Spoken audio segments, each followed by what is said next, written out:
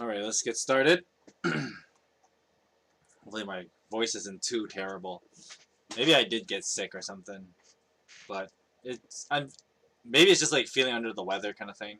But anyway, hello and welcome to the stream. Parson reads the book of Luke, and yes, it's been a while since I've done this, so I will do a little like catch up thing for some of you guys. But of course, I also encourage you to just watch the past streams to get up to speed and where we are in the book of Luke. Today we'll be reading chapters 20 and 21. Pretty straightforward agenda today. And of course, chapters 20 and 21, there's a lot of meat in them. It's mostly like, we will talk a fair amount of theological ideas in these chapters, because I think chapter 20 and 21 have quite a bit of that. It is a lot of like Jesus' teachings as opposed to stuff he does. And so we will kind of dissect each of these teachings bit by bit. So I hope you guys, come here. You guys learn something new, something interesting, I'm sure. And with that said, I will be using the New International Version, or NIV. I encourage you guys to follow along in our Bible reading and Bible study streams. With that said, I'll just start us off with a quick word of prayer, and then we'll begin.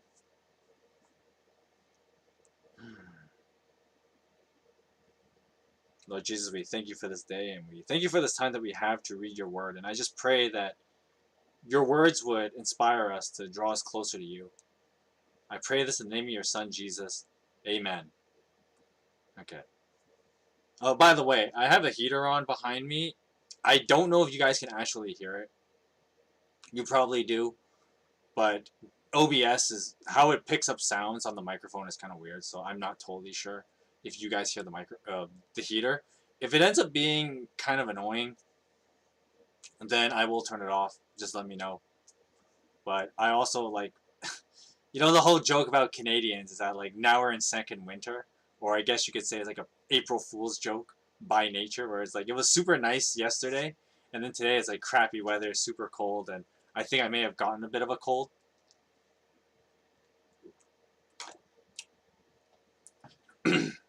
My voice is a little hoarse, and I have a little bit of a headache. Feel a little bit under the weather, but we should be able to go through chapters 20 and 21 without too much trouble. So, anyway, happy April Fool's Day. Although I did read this funny post on social media about how like someone's like, oh, this April 1st we should just skip April Fool's because there is no prank that would be big enough to match the crazy that's in the world today. And I was like, yeah, not even wrong. But anyway, despite that, happy April Fool's Day. Have a good time pranking each other and all that. For some of you guys, it might already be over. I mean, it's already like 3 o'clock for us West Coasters. So, if you're not in North America, April Fool's may very well be over. But hey, hope you had a great April Fool's Day.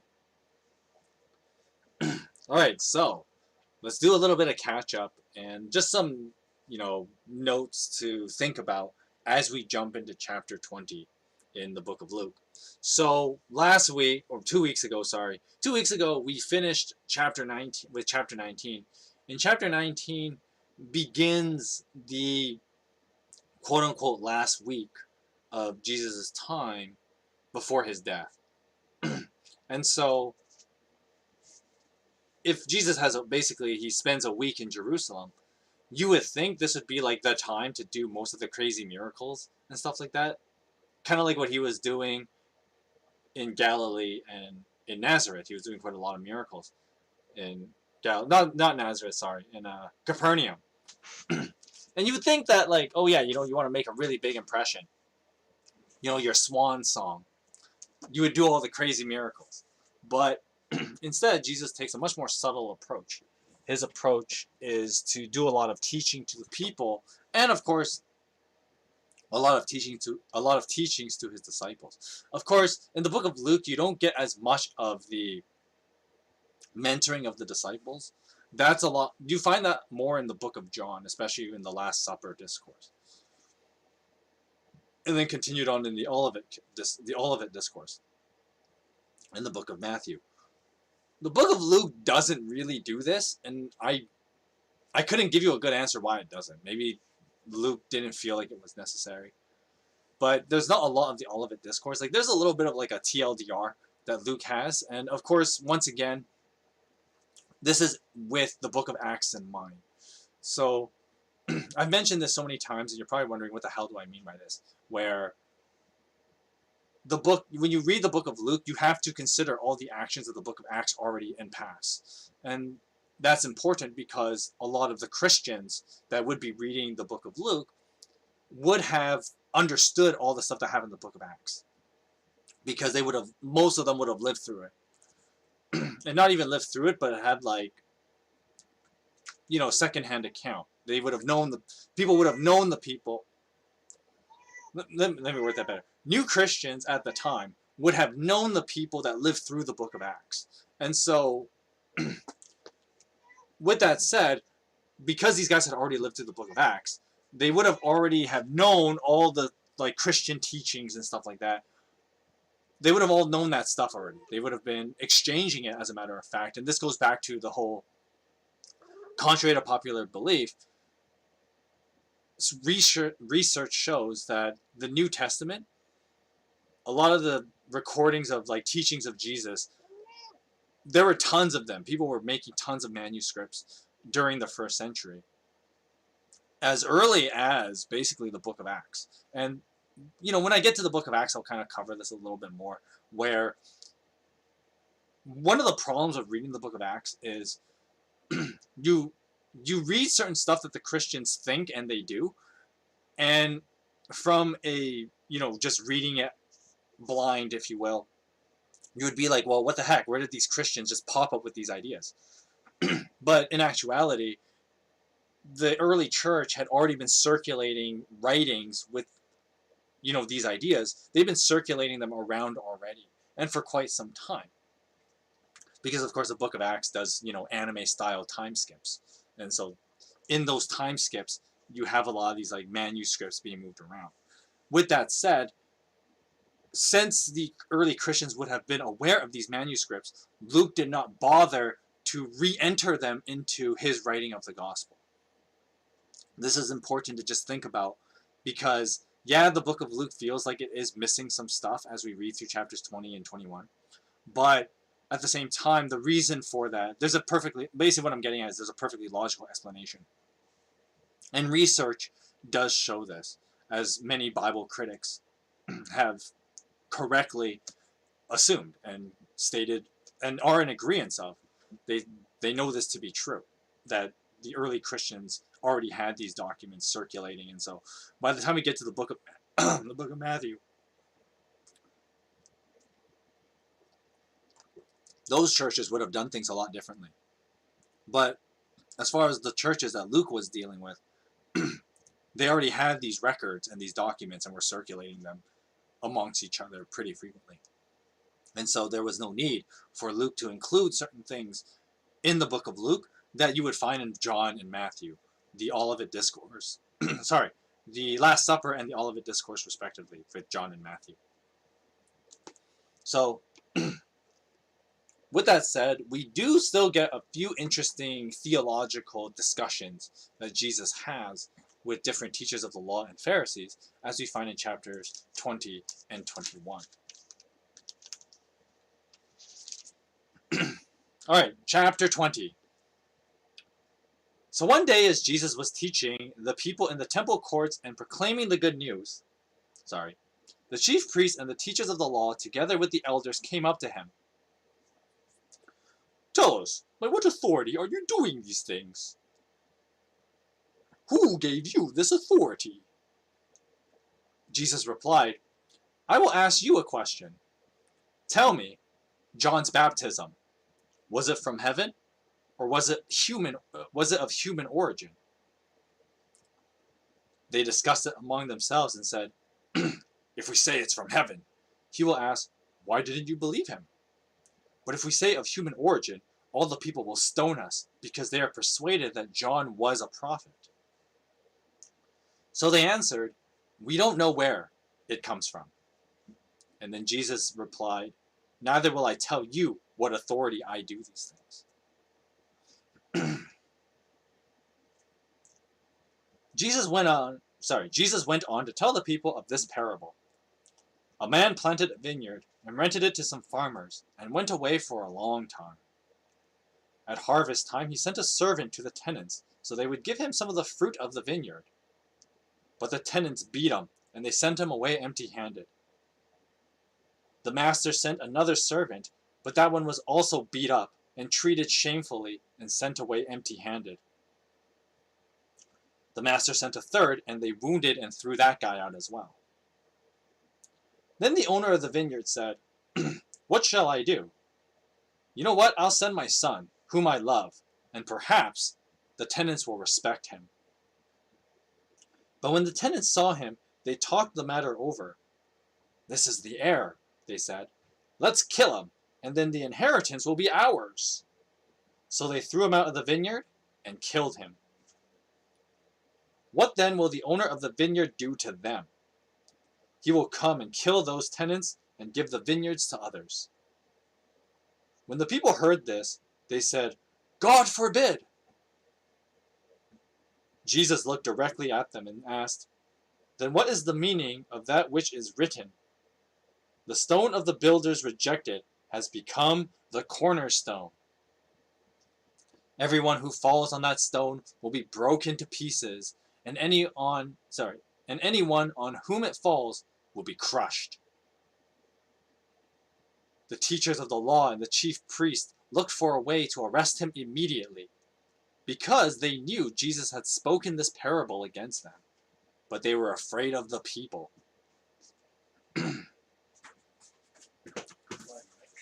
Hi. Use these signals, other one from mom. Okay. To left. Apple bag only.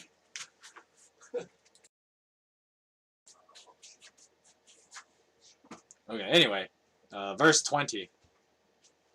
Keeping a close watch on him, they sent spies who pretended to be sincere, and they hoped to catch Jesus in something he said, so that they might hand him over to the power and authority of the governor.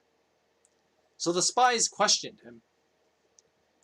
Teacher, we know that you speak and teach what is right, and that you do not show partiality, but teach the way of God in accordance to the truth.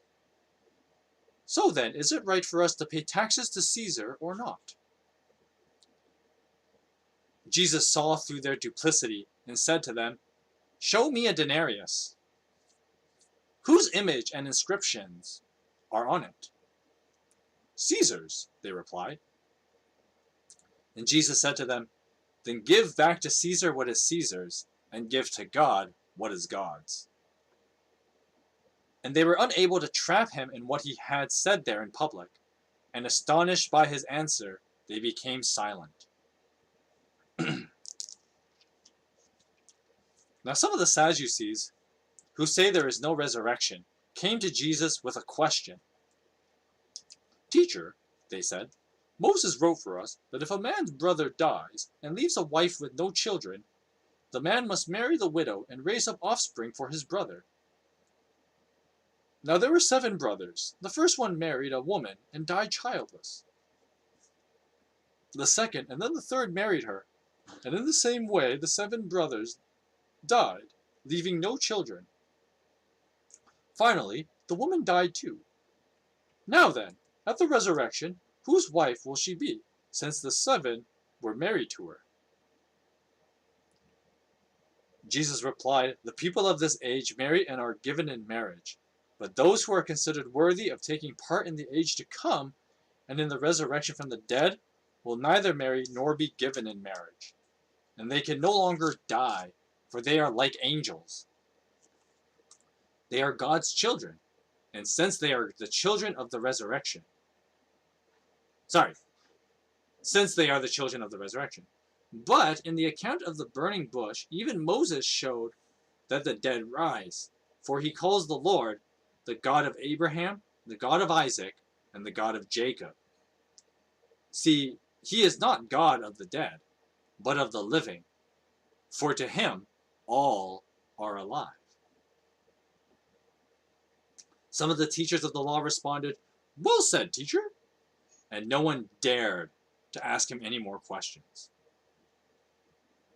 Then Jesus said to them, why is it said that the Messiah is the son of David? David himself declares in the book of Psalms, the Lord said to my Lord, sit at my right hand until I make your enemies a footstool to your feet. David calls him Lord, so then how can he be his son? Now while all the people were listening, Jesus said to his disciples, beware the teachers of the law. They like to walk around in flowing robes and love to be greeted with respect in the marketplaces and have the most important seats in the synagogues and the place of honor at banquets. They devour widows' houses and for a show make lengthy prayers. These men will be punished most severely. Alright, so there's a lot there in chapter 20, so we got a lot to chop through. Hopefully this juice box will last me the whole 2 hours. Probably not, but anyway. So the first part we're going to talk about is this short little excerpt about how a bunch of people question the power of which Jesus has and where he gets it from, the authority that Jesus has. And one thing that I've always enjoyed about this scene is just that, Jesus acts very coy here. It is not beneath, the Son of God to be a little coy at times. And I think it's one of those things that, it just reminds you that Jesus is a person. And by extension, God is a person. And no person is beneath being a little coy at times. And anyone who says they are, question them, because that ain't normal. But I always enjoy it. I've always enjoyed how Jesus acts a little coy here. Because, of course, when people are trying to rope you into their deception and their crappy way of thinking or whatever, sometimes you just gotta laugh in the face of adversity. That that old saying, gotta laugh in the face of adversity, and Jesus kind of does that here.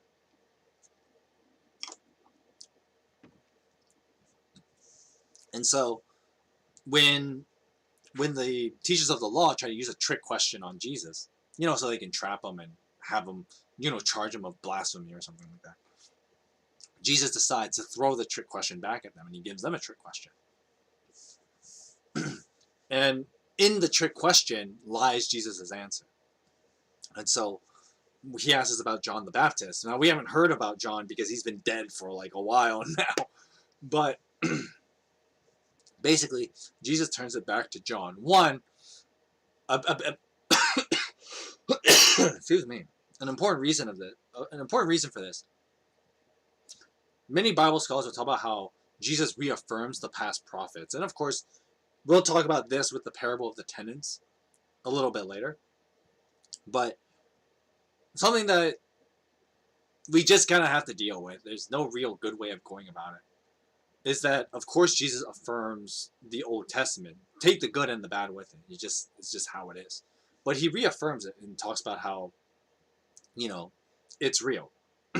As opposed to, well, we'll get to the Sadducees later, but the Sadducees, of course, take the Old Testament to be much more metaphorical and not literal, which is why the Sadducees believe things that appear contradictory to the scriptures themselves, despite being teachers of the scriptures. But we'll get to them later. But anyway, Jesus, referring to John the Baptist, he's basically saying that, like, okay, all the past stuff, okay, and of course, as I mentioned way back weeks ago, basically the beginning of the year when we were talking about John the Baptist in great detail.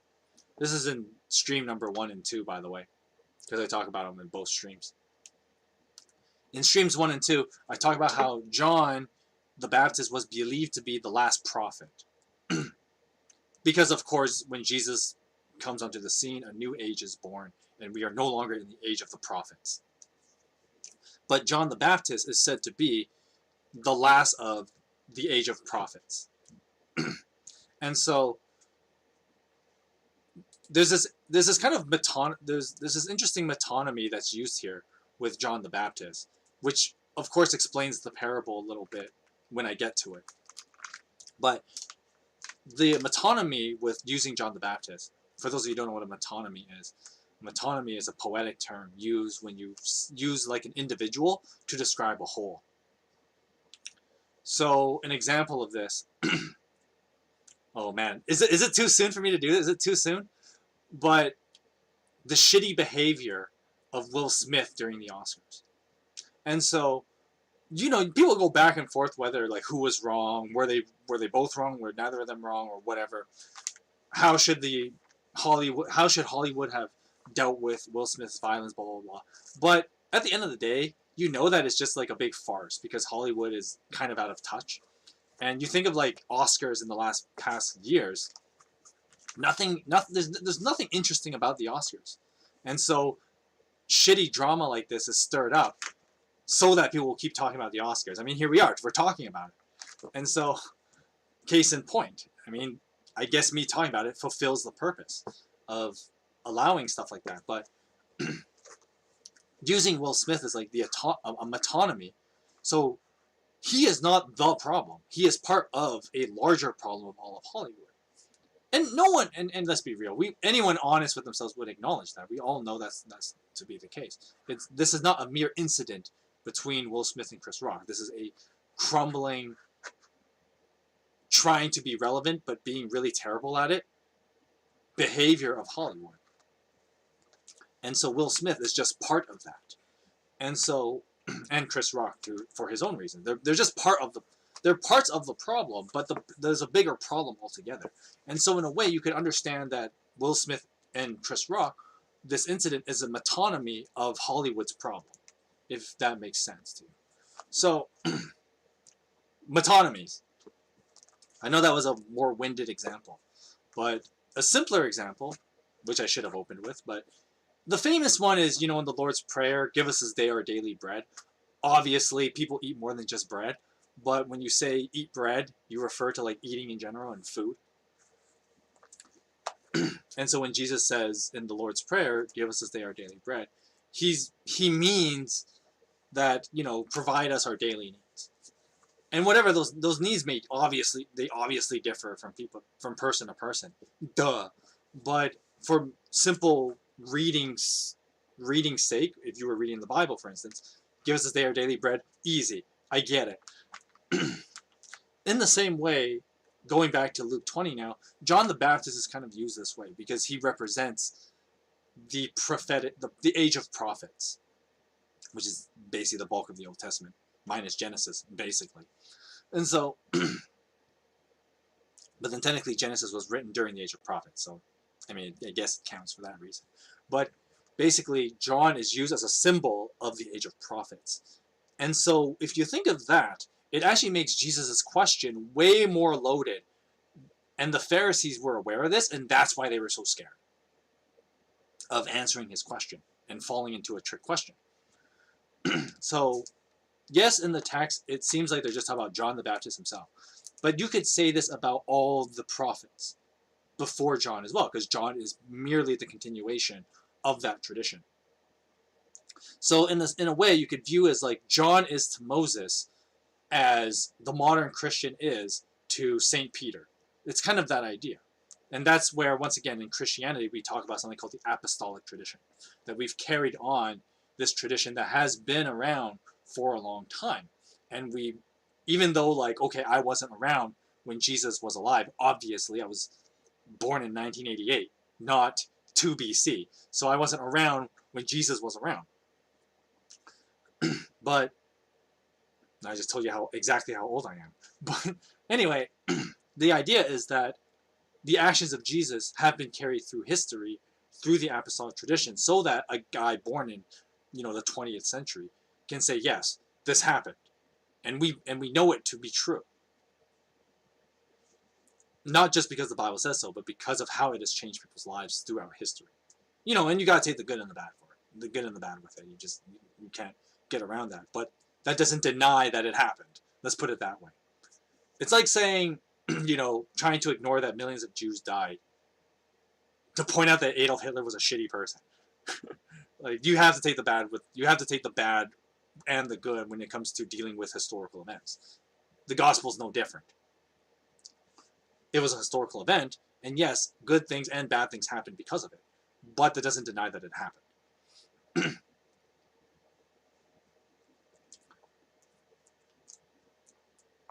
But anyway, going back with Jesus challenging the Pharisees on John's authority, when the Pharisees talk about how if we say it was from heaven, basically affirming everything that they've believed, then they would find themselves in a very sticky situation, because then, as the Pharisees correctly point out, they would say, well, then Jesus will ask us, why didn't we believe?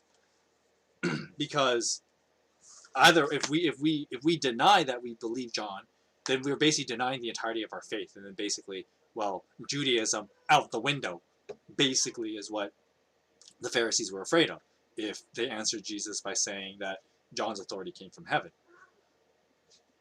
But of course, these guys are also, these Pharisees are pretty spineless, and they're afraid of the common people. I mean, to be fair, the common people are the bulk of the population, so I guess there is some merit to be afraid of the majority. But when the majority also claim that, like, oh yeah, John totally was a prophet, they would be afraid to challenge that, because of course the people would just like kill them and throw them out, because once again, if you deny the age of the prophets, well, your entire religion out the window. And that was what the Pharisees were afraid of. And so it was more than just like, oh, the people killing them, but it is the legitimacy of their belief system, and even the parts that the Pharisees themselves, used to their advantage, and even exploited people with. All that would be thrown out the window if they had denied who John was. But if they accept it, then of course the problem would be that they would be held accountable to Jesus, and they didn't want that either. So the Pharisees found themselves pretty, stuck between a rock and a hard place, and they, of course, as spineless as they are, they just say, well, we don't know. Which, remember, guys, indecision is a decision. It's a decision not to decide. And so basically they just show that they're, pretty spineless, and they didn't take a stand on their position. Which Jesus basically coyly says, well, if you don't want to answer me, I don't have to answer to you. Because, I mean, to be fair, that's how consent works. If, both parties have to be open to sharing information. You can't have one person just answer all the questions and then you give nothing. That is not how consent works. But Jesus is being kind of coy here. And I always find that funny, where he's just like, well, if you don't want to answer me, I don't have to answer you. So, which is funny, because you would think that, like, well, Jesus can answer anybody, because if he's the ultimate authority, then no one can challenge him, so he can say whatever he wants. Which is, I guess, there's truth in that. But there's that little bit of humanity in Jesus that is always fun to see. And it's just like, yeah, if you don't want to play ball, then I'm not going to play ball. I don't have to do anything if if you're not going to go along with it. I always found that to be a little bit funny. Anyway, continuing on with verse 9, and this is the whole, like, this parable that Jesus tells, and this parable goes in line with the scenario just earlier where where Pharisees and teachers of the law were asking Jesus where he gets his authority from. And then Jesus, even more, like, if you thought he was coy before, now he's just being like, he's actually being kind of mean here by pointing out how terrible the Pharisees actually are. And he tells them the story about how, okay, there's a master of a vineyard, and he leaves it to a bunch of tenants, and eventually the master wants his cut of the vineyard. Naturally, if you're the owner, you should get a cut of your own business. That's kind of how that works. Of course, this is, unless you believe in a workers' revolution, which is ironically what happens here if you think about it hard enough. So, for those of you claiming Jesus is a socialist, I hate to break it to you, but this story clearly tells you that he is actually very against it. Because basically what happens here is there's a workers' revolution. And they're like, no, we don't have to listen to this master. We're the ones who work in this vineyard, so it should be ours. And so when the master sends servants at first, and the servants represent the prophets, the tenants like basically treat them like crap. Because of course their shitty nature comes out in full. Just like how people who promote a workers' revolution tend to be like this. It's almost as much as things change, things stay the same. How about that? But anyway, so these guys have this worker revolution, and they first abuse the servants. Then of course the master says, "Well, I'm gonna have my son go, because surely they'll respect him, because he's technically the boss." And then of course the tenants have this wicked idea of, well, if we kill him, then it will be ours. Which I don't know where you get that logic from. I mean, unless you killed all the servants as well, to make sure the master had nobody. I mean, that's how a workers' revolution would have to work. You would have to kill everybody. You would have to, but I think most North American socialists aren't honest enough with themselves about it, and the ones that are, we tend to view them as psychotic and basically sociopathic. But it's funny that this story has that kind of relevancy today, because you can think of a lot of those groups of people that believe in like a workers' revolution, but then of course, while the idea of like, okay, everybody should be like there should be more equality among people, the way of going about it is not to try and kill all your quote-unquote overlords, because then you have no management, and then everything goes down the crapper after that. That's what happened with Soviet Russia once upon a time, which is all the more reason why it's correct to fight against Putin, right? Because he wants to bring that back, the USSR, communist Russia, and clearly history has shown us that's a pretty shitty way of going about things. So maybe we don't want communism coming back. But then at the same time, the reason, you think of why no one's taught about Ukraine anymore. One, because the media has to suck up all this Oscar drama bullshit, as opposed to caring about things that actually matter. The lives of Ukrainians. But of course, the other thing too is that once people really thought about it more honestly, a lot of people, and I know people that if they were honest with themselves, they would side with like Russia assimilating everybody, because the socialist paradise is better than what a bunch of Ukrainians thinking they can do what they want. Because I mean, they're just a small country. Why don't you just? But I say that ironically. Of course, I believe in people's individuality and freedom, so that's why I'm pro-Ukraine. But if you were more honest, if you were one of those those workers' revolutionists, and were more honest with yourself, you would actually side against Ukraine. But I know that's to make a hot take, but you're on the streaming Parson channel, so what do you expect?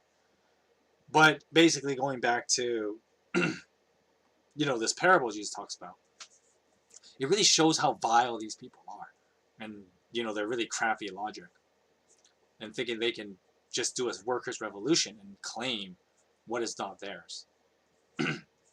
Oh, just because you are the means of production doesn't mean you get to call the shots. But of course, that's also why, you think about it, that's why all socialists are against authoritative figures. And religion is the number one thing they usually target first, because, religion does have a lot of a hierarchy system. But if you really, if you think about it, religion is merely just the organization of human instincts and this natural hierarchy humans have. Religion is merely just the organization of it. But of course, if you don't have that, you just have anarchy, and then everything goes down the shitter.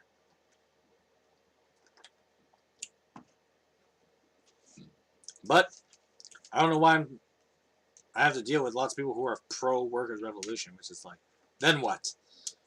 And then most people usually come up with really crappy answers after that. But that's enough of me spewing political nonsense in a Bible reading stream, which I should really not do that. Hashtag terrible pastor, I guess. But anyway, to finish up this story, so basically, in the parable,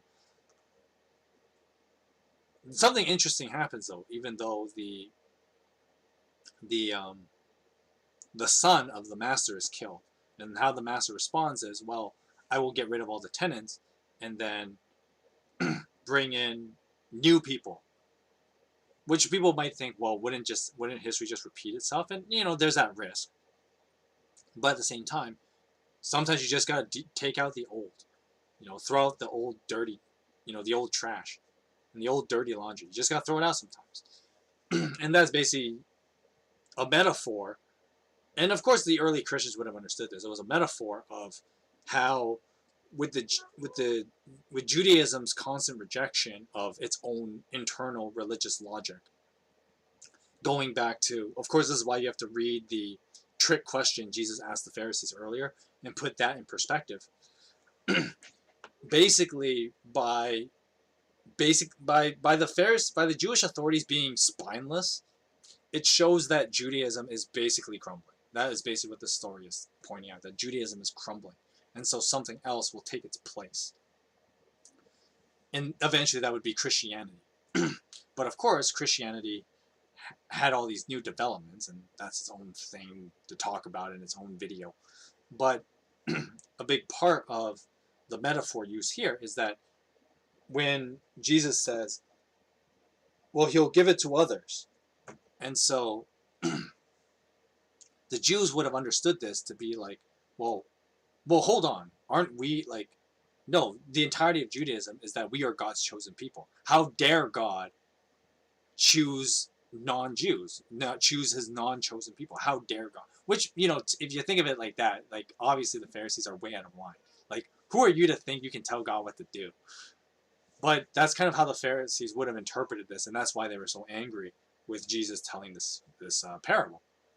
Because, of course, Jesus is entertaining a very dangerous idea, especially to the Jews. Not so much for the common people, but definitely to the Jewish people, and especially to Jewish authorities. It was a very dangerous idea. And, of course, it's the kind of just assumed Christian belief that Christianity is for anyone.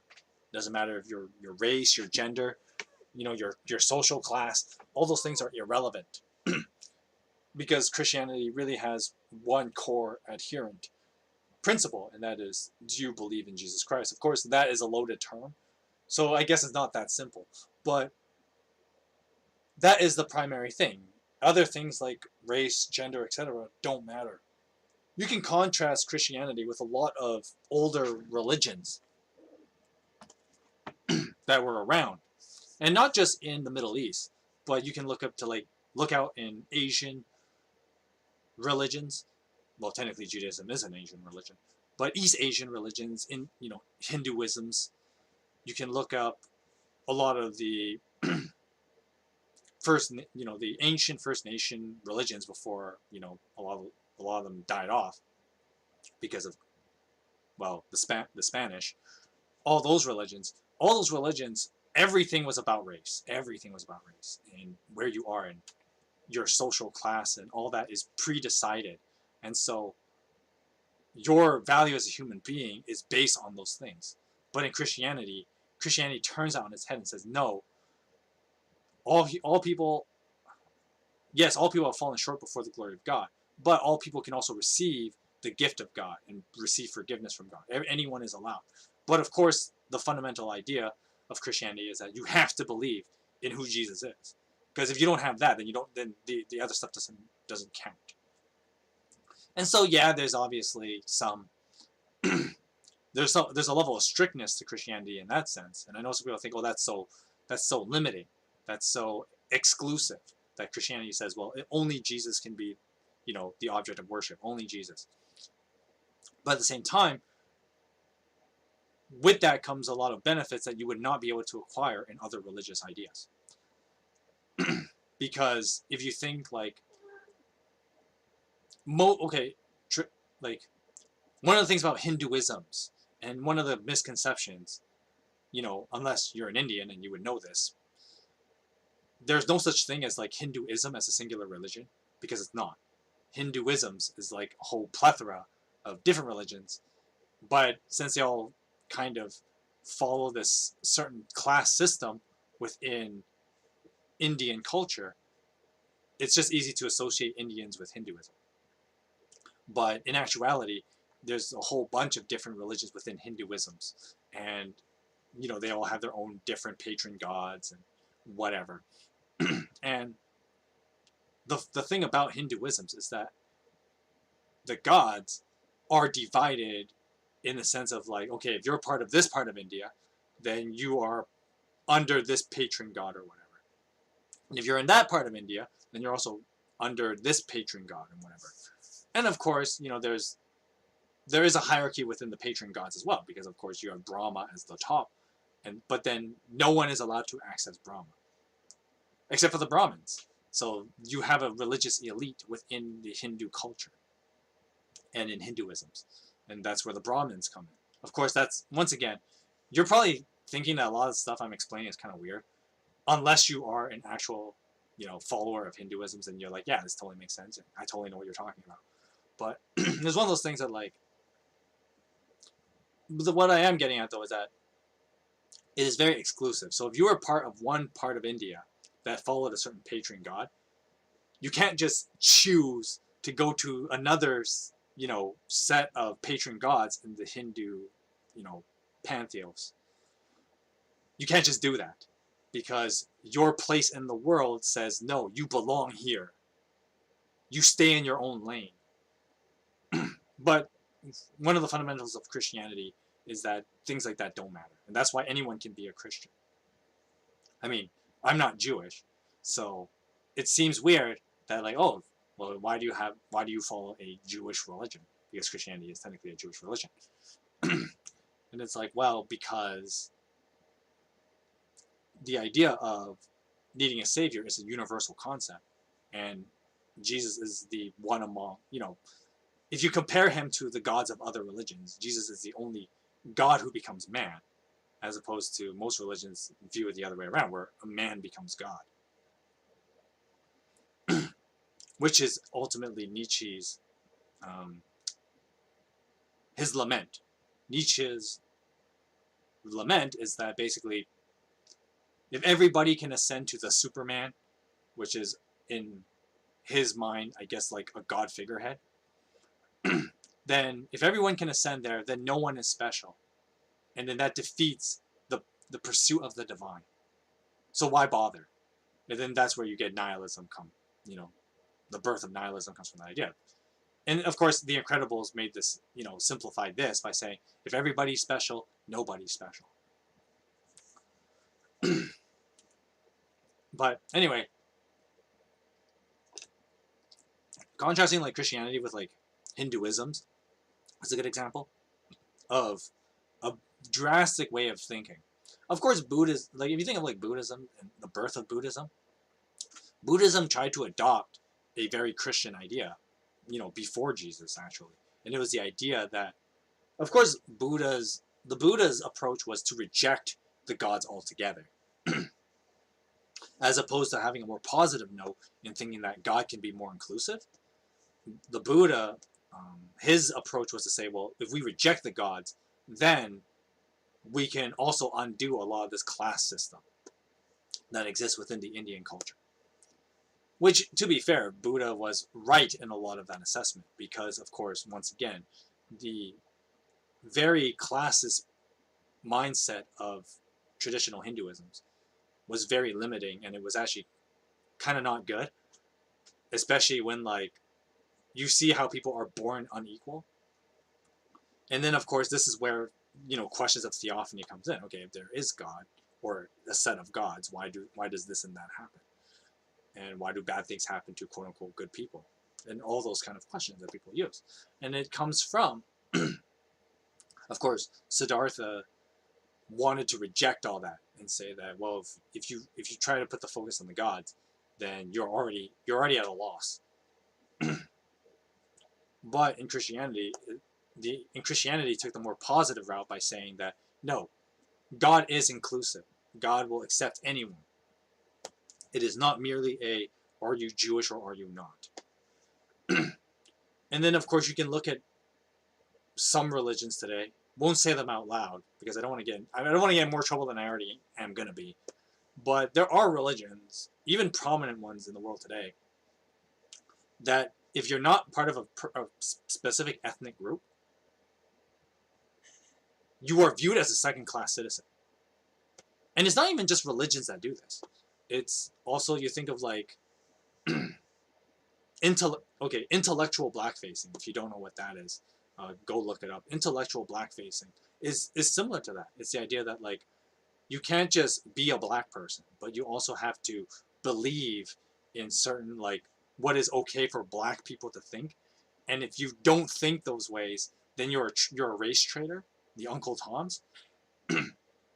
And so it's like stuff like that exists. So you have within black communities, black people treating other black people like second-class citizens, because you may look up, a guy may look black, but if he doesn't follow certain belief systems in the black community, then he's not really black.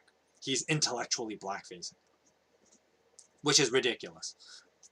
Because, I mean, I thought things like your race were immutable. How can you stop being black just because you don't think things that other black people expect you to think? You don't stop being black. Like, that's a ridiculous idea. But of course, once again, this is also why Christianity tries to remedy a lot of this problem. Because once again, this is not a new problem. It's been around since like forever with human beings. Because human beings are, by default, pretty racist. They will always view people different from themselves as inferior. That's the nature of human beings. But in Christianity, try to undo a lot of that and say, no, all of us are children of God. Yes, we all have the same problem. And that's why we all need forgiveness. We all have the same problem. But on the upside, God can forgive that problem. That's why he sent Jesus. And that's kind of the Christian answer. But anyway, I know I've made this crazy tangent, but going back to this parable and Jesus telling in the story that this very offensive idea that this new belief system that would replace Judaism, as we saw earlier in this chapter, the Jewish leaders have no spine. And if the Jewish leaders have no spine, then clearly Judaism doesn't have a future. But in this new system that Jesus talks about in this parable, he talks about how, well, anyone can be part of it. Anyone can be part of this club. Anyone can be part of this belief system. Because the master, who's supposed to be an allegory for God, God is inclusive and will take anyone, as long as, once again, the only real condition is to believe in Jesus. Although, to be fair, that is a very loaded condition. But at the same time, it's a condition that does not, how do I put it? It doesn't hold, you are not held back based on your circumstance in life. Like, for instance, I'm not held back by becoming a Christian just because I'm Asian. Okay, so here's a funny story. This story came to my mind. So when I was younger, I was like in elementary school, whatever, and we were doing like this kind of culture lesson thing, talking about different cultures. And so we had a person trying to talk about like Chinese culture.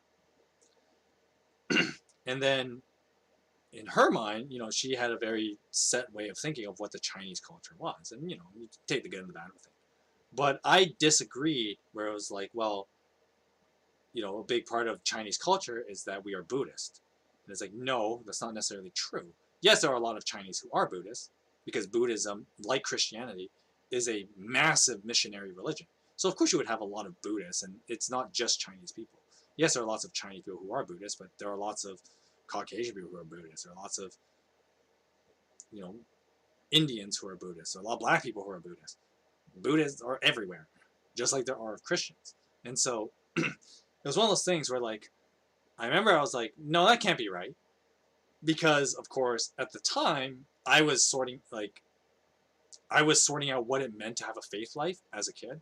And yes, it's weird to think that, like, oh yeah, you're like 8 years old. How do you really think through this? But I mean, I always made this joke that my parents are super liberal compared to like other Christian parents, which is ironic because in a way, my parents are like really conservative in their beliefs, but their approach on raising me and my siblings as well was very liberal.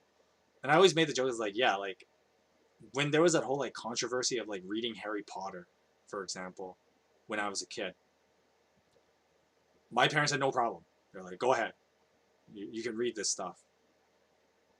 Reading like comic books and stuff like that, no problem. Playing like Japanese video games, which I mean, if you've played a Japanese video game, you know how much Gnostic ideas and even anti-religious ideas there are in video games. My parents are like totally cool with it.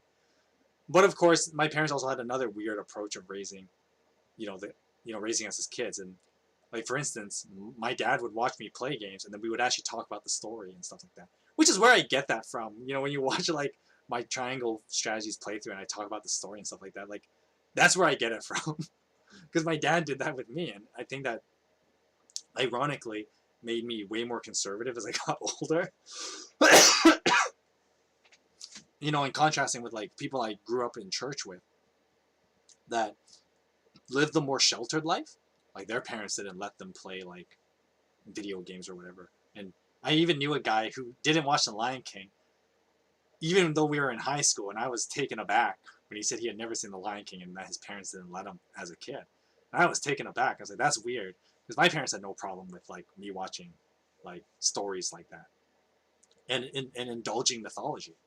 Because of course, ultimately what my parents wanted was for me to think for myself. And the funny irony is that I was the one with like the parents with like the more liberal kind of parental raising tactics. But then I ended up among my friends being way more conservative than most of like a lot of people I know don't go to church anymore and stuff like that. They're the people who feel like, oh, Christianity is so oppressive or whatever. I'm like, I don't know what you're talking about. My parents let me think for myself, and so of course this goes back to the whole why the honoring your parents thing works the way it does, and how your parents are your first contact with God and all that.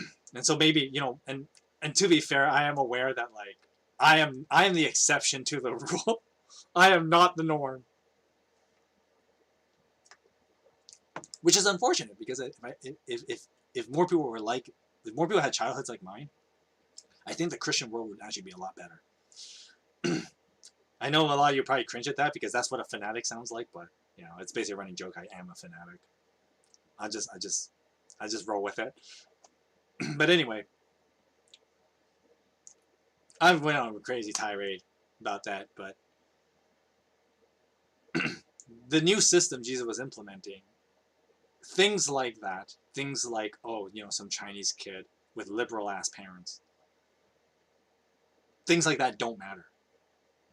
It is my belief in Jesus that ultimately matters, and my trusting in his word and all that. That's what matters. Things like my race, gender, those things don't matter. And that is if you think about that way, it's a very liberating idea as opposed to a lot of other like worldviews. And I use that loosely because this can apply to all kinds of things, not just religion. But a lot of other worldviews can be way more exclusive. And on the one hand, that's pretty normal because people identify things by exclusion. That's how you make sense of the world. And human beings, in our limited thinking capacity, we are required to do that. You can't be helped. But at the same time, this is the gift that God offers us, is that, well, since God is not limited by those, limitations, God can be all-inclusive. And so God can have adherents and followers based on what they believe as opposed to who they are. Of course, once again, the weird circular logic that comes here is that as you believe certain things, that dictates your behaviors, and then you start acting out your, those beliefs, and then they become behaviors, and then that's what develops your ethics. But that's his own crazy ass lecture that would have to be for another day, because I've spent way too long on the first half of chapter 20. So let's move on.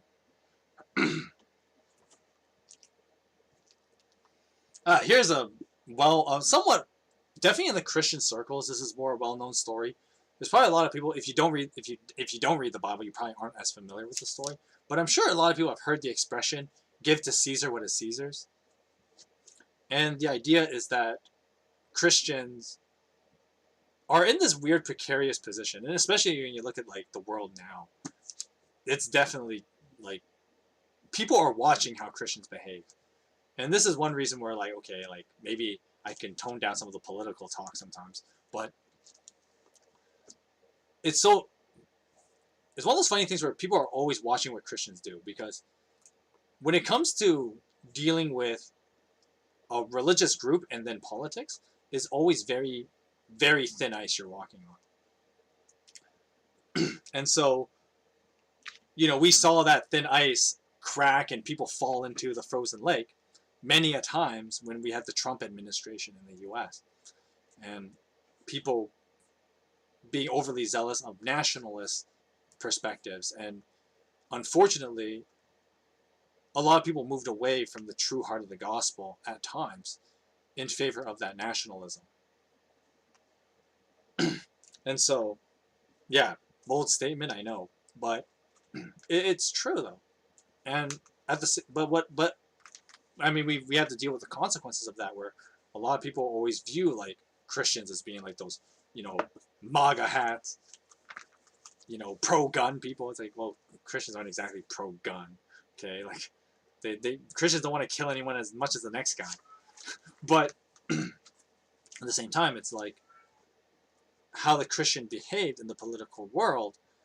Everybody is quick to jump and judge them on it, which is hypocritical, because, I mean, anytime anyone acts politically charged, you can be accused of the exact same thing. So I don't even know what you're getting at. But of course, once again, one of the biggest arm wrestles of politics nowadays is not that you have different opinions, but now people view that their side is right, other side's simply wrong. But politics is not meant to be that clear cut. It never was meant to be, which, because people think that way, I think is what made politics a huge farce now. As opposed to viewing politics as the expansion of the collective mind, the hive mind, that human beings can focus ideas onto a singular entity, the presidency in the US's case, and focus their ideas to a particular, and someone to carry out what they want, what they should be thinking, and what the people, their desired, expressions of thought. And the point of politics is to express that, and is to be vocal about it, because it's not easy for the everyday person to do that. But of course, that politics has changed so much since then, so that's why a lot of people think it's kind of like a farce now. But going back with Jesus and the famous line, "Give to Caesar what is Caesar's," is that even in the face of the craziness of politics, a good Christian should still adhere and be good to their politicians. Of course, there are exceptions to the rule, like if your politics tried to make you denounce Jesus, which was a thing that actually happened to the early Christians, and that's why so many Christians were martyred, because people would be like, "Denounce Jesus or we'll kill you," and they're like, yeah, not happening. I'm not going to denounce Jesus. And then they, get brutally massacred because people are awful like that. But basically, in this passage about paying taxes, and Jesus says the famous line, give to Caesar what is Caesar's. It's the idea that, politics has its place, and, we should be good adherents to our governments, even if there are things we don't like about them. Because, of course, we don't live in the perfect world where, God just makes everything perfect. We don't live in that world. So you gotta make do in the world you live in. And you know what's more important than just bad mouthing all the politicians you disagree with? How about not being a shitty human being? How about being a good human being? How about being kind to others? How about, not cheating others? How about not stealing? How about,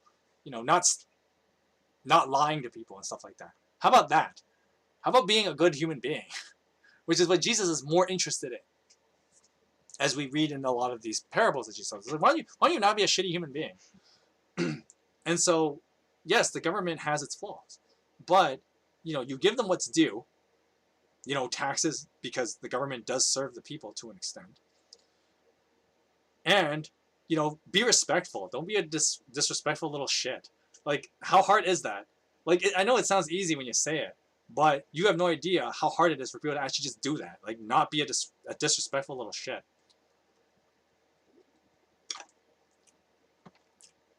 But that's fundamentally what Jesus is getting at here. And then, of course, Paul, the Apostle Paul, expands on this in the book of Romans, where it's like, okay, submit to the authorities and do what is lawful. Well, yeah, don't be a terrible human being. It's not a hard, like, when you say it out loud, it sounds like it's not a hard concept. But clearly, and not just in, like, both Christian and non-Christian circles, for some reason, people find that to be a very difficult thing to do, not be a crappy human being. Because, you would solve 80% of the world's problems if people were just nicer to each other. Like, But at the same time, of course, because of our sinful nature, that's why it's so hard to do that, to just be good to other people. And there's that whole, like, biblical paradox of, like, okay, God demands that we're good to each other, but we need the power of God to be good to each other. Because if we're left to our own devices, human beings are just terrible to each other. Because that's unfortunately just how things are. But I always, I don't know, I always found this, like, it's one of those things that, like, when you read the story about, like, how people should pay taxes, and it's really just Jesus extending, like, don't be a crappy human being, and, have some value, not just in yourself, but in other people. Because respect is a two-way street. I know some people, like, there's that whole, like, kind of culture war about, like, how, oh, well, if people don't respect me, I don't have to respect them. It's like, okay. Or maybe you can be a bigger person and just be respectful to everyone, and you will show that you are the better person, even when you can be respectful and be a good person, despite the fact that other people are just shitty. You can show you're the better person. And that's, once again, the book of Romans, Paul talks about this with, like, heaping hot coals as revenge over your enemies. That's what he's talking about. Is that, like, you make your enemies look stupid if you just be a good person. And just be the better person. Even despite all the attacks that people will throw at you and whatever. Be the better person. And that's what Jesus demands from us too. And that's what he's kind of telling in the story. And it's interesting. I remember when I was younger reading this, and this is the wording is very interesting, where everybody's more familiar with the give to Caesar what is Caesar's. But then Jesus continues and says, well, give to God what is God's. And there's this very interesting observation you can make here, where in the earlier part of the story, Jesus asks for a denarius, basically a fancy coin. And he says, whose image is on this coin? And of course, the rhetorical answer is like, well, it's Caesar's image. So, the money, which is built in Caesar's image, okay, that belongs to him. That's the obvious interpretation. But then Jesus continues, says, and give to God what is God's. And of course, a fundamental Christian idea is that human beings are made in the image of God. And so this goes back to the whole not being a crappy human being. And it's like, okay, well, we give God our, you know, ourselves because we are made in the image of God. We are, for all intents and purposes, God's currency. But with that said, how much value are you as that currency? Well, that comes out by you being a better person, being respectful to, legal authorities, not being terrible. And so that's how you show you are someone of high value and high respect. I was watching this video and my guy, you know who you are, Svo. I'll use that much. I was watching a video by a guy, and he was making fun of a certain Reddit post, and he was talking about the female dating strategies, which is just like toxic femininity is basically what it is. Like how some women can be like, oh, view yourself as super valuable and don't deal with trashy men. It's like, well, think of it like this. Like, if you go in with that mindset of like, okay, people are trashy, and you just judge them by who they are on the outside, like how's that not being like super shallow? Like that's so pathetic. And here, those same people would also talk about how like, oh, a person should value you, and it's like, okay, but it's value and respect is a two-way street. You can't just view yourself as valuable, and then expect other people to view you as valuable and respectful if you don't do that to people. That's why the golden rule is the golden rule. And so you increase your value as you do good. And this is where, once again, when Jesus talks about give to God what is God's, well, you give your life, and God will make you valuable as you do good works. Of course, there's, once again, I know some people are going to misinterpret this, so I should backtrack a little bit. I'm not saying that good works alone. I'm saying, let me word this better. I'm saying that doing good works displays your divine value as with context of the book of James. So the book of James talks about how, every person is religious, and, you want to prove your your faith. And James talks about how, well, the right way of living is to prove your faith through works. And the idea there is that, and I've drawn this circle so many times where it's like the weird circular thing where it's like, okay, we love God, and then you prove that you love God by loving people. That's why the great commandment is what it is. Love God with all your heart, mind, soul, and strength, and then love your neighbor as yourself. So the fundamental idea is that you show that you love God by loving people. And then as you love people, since you've proven that you love God, it empowers you to love God. Because as you prove that you love God by loving people, you feel more confident that you can love God.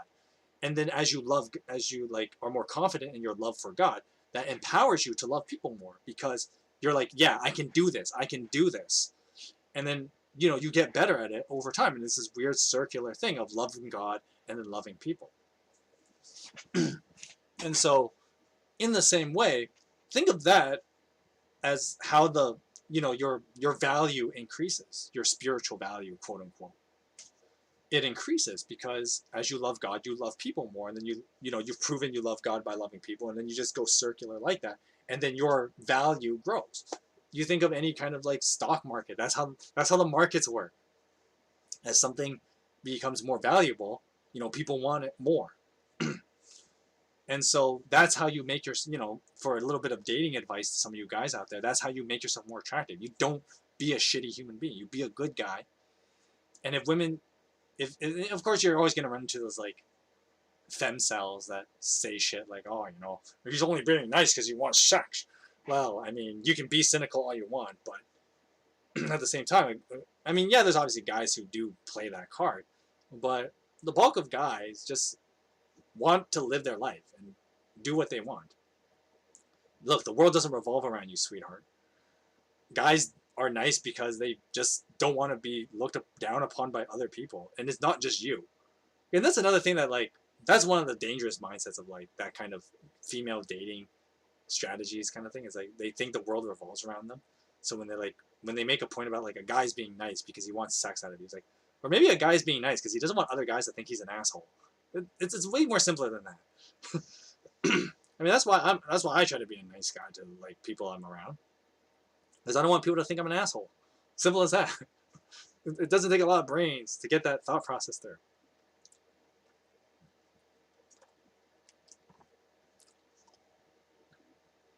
I'm nice to people because I want people to be nice to me. And yeah, of course, there's no such thing as like a truly no strings attached relationship, because, I mean, we all need stuff from each other, and we will use that when we need to. But there's a difference between like just straight up using people, and then like people who want to like be favorable in other people's eyes, so that when they need a favor one day, they won't be shut out and rejected. That's pretty reasonable for human beings. But with that said, if you want people to, be favorable to you when you do need those times of help, well, you have to make yourself be more valuable. Give to God what is God's, and make the image of God reflected in you more valuable. Make that valuable. Make it something that is extremely desirable, not just between you and God, but between you and people. And so when Jesus says, give to God what is God, that's a very tall order. But down the line, like that is what's going to get you, successful in life. That's what's going to help you in life, is raising that, divine value in yourself.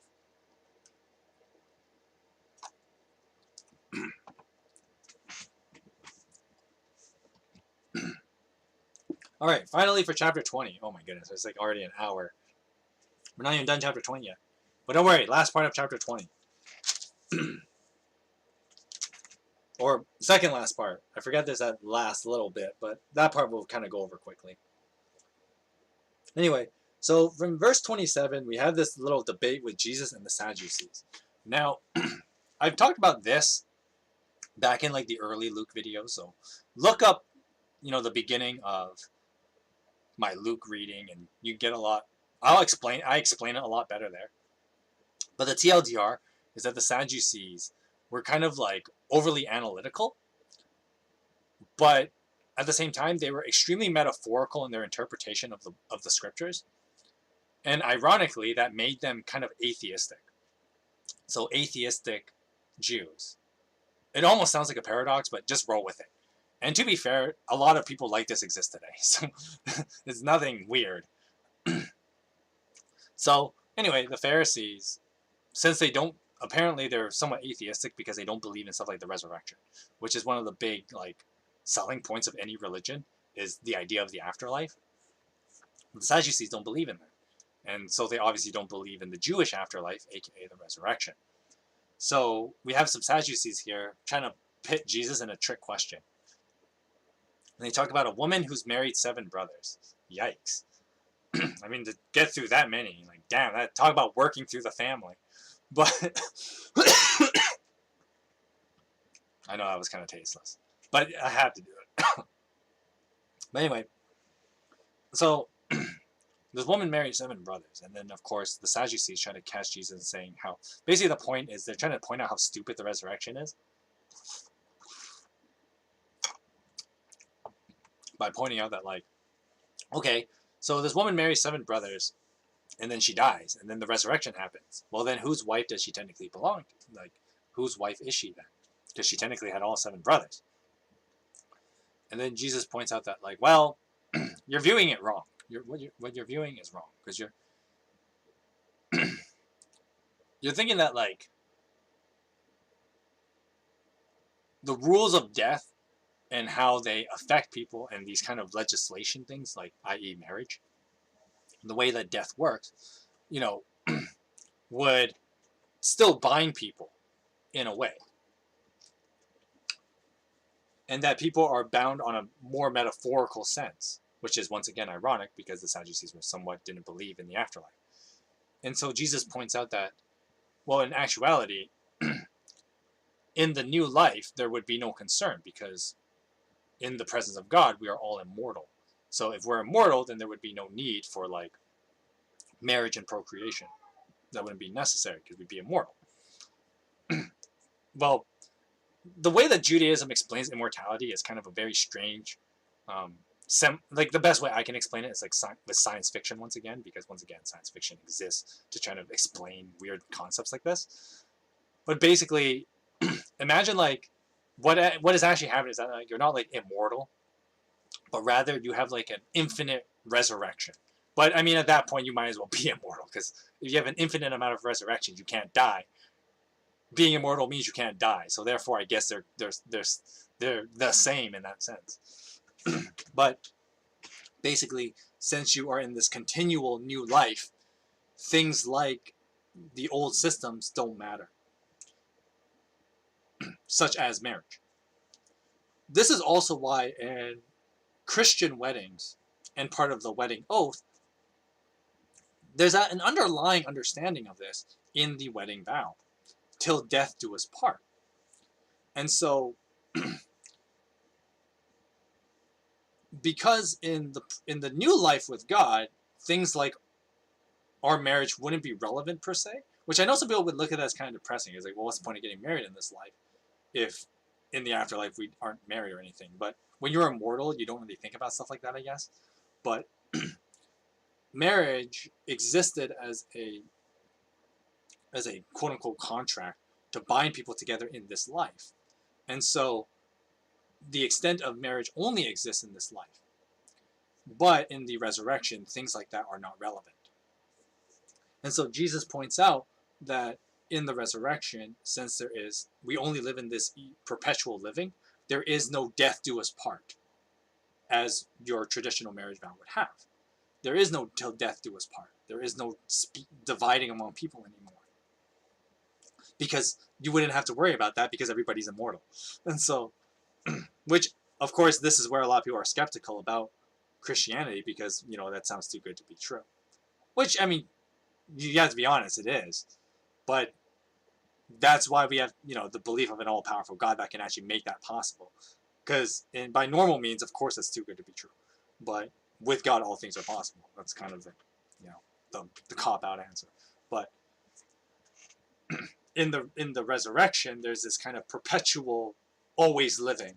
And that's why when, Jesus makes this profound statement about how does Moses address God? He addresses him as the God of Abraham, Isaac, and Jacob. He is the God of the living, not of the dead. Which, of course, yes, I get to make this reference again. But basically, this is another thing where, like, Christianity really turned the tables on how Judaism thought of their relationship with God. And I've mentioned this many times already because it's so good, why would I not mention it? But basically, back in the Old Testament, God is often depicted with like all the death stereotypes, the God being the Grim Reaper analogy that I use. Because of course, Judaism, like every other religion, was overly focused on the death aspect of their belief system. Because of course, there's the if you sin, you die, so that's kind of like a death cult idea. Which every religion has that. So, I find it unfair when people poke at like Judaism only for that. Every religion has that to an extent. But Christianity turned the tables on this and said, no, we don't believe in like we're stuck in this death cult idea because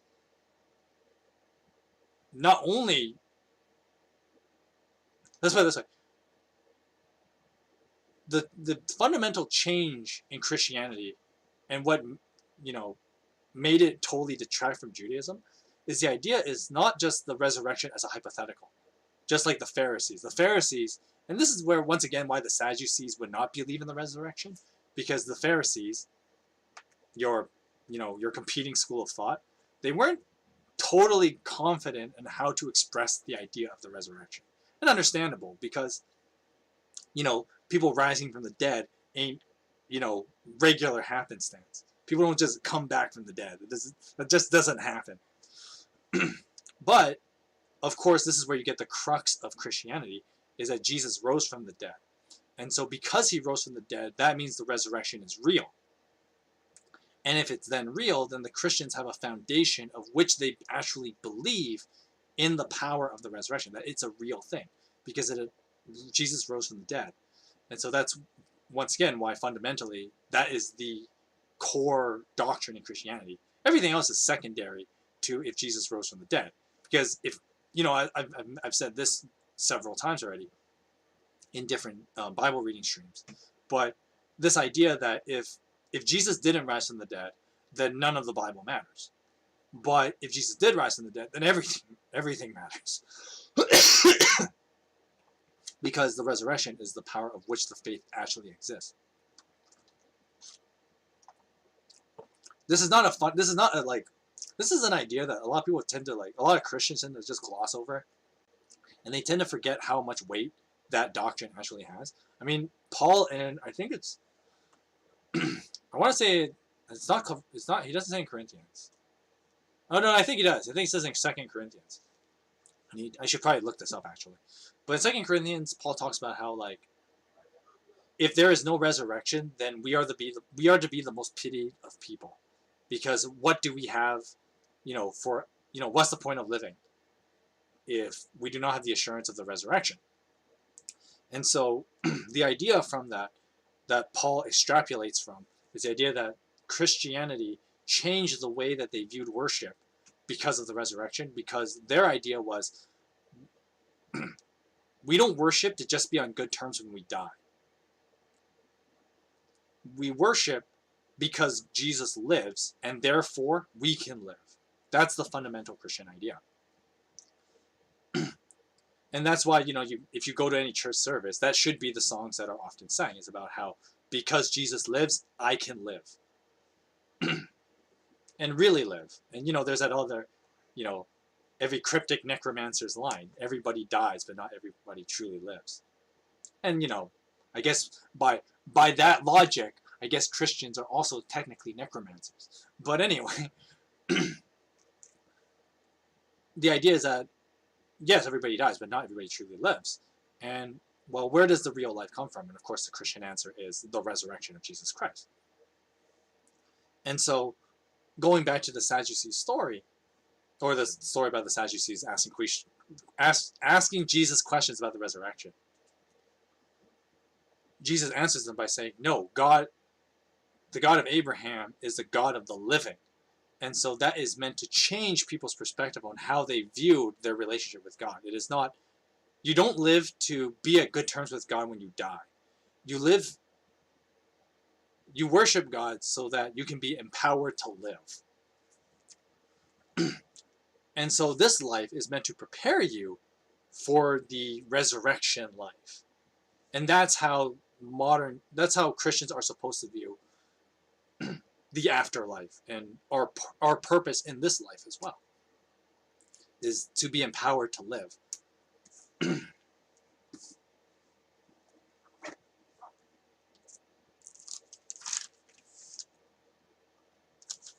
The funny thing, I just have to make a funny note, probably nothing to do with the story itself, but there's a funny parallel. I'm thinking this, so take this with a grain of salt. This is just me kind of extrapolating other parts of the Bible and making relevancy here.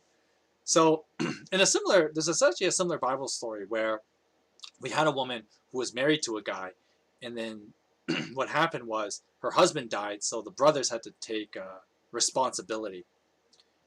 And they do a really crappy job because they basically treat her. The real reason why God killed. So the story I'm referring to is Tamar. This is in the book of Genesis. Genesis 38 or something like that. I can't remember exactly what chapter. You can look at my Genesis reading streams to look it up. But basically, there's a story of a woman named Tamar, and Tamar is married to a guy named I can't remember his name. He's the grandson of Jacob. The woman Tamar is married to the grandson of Jacob.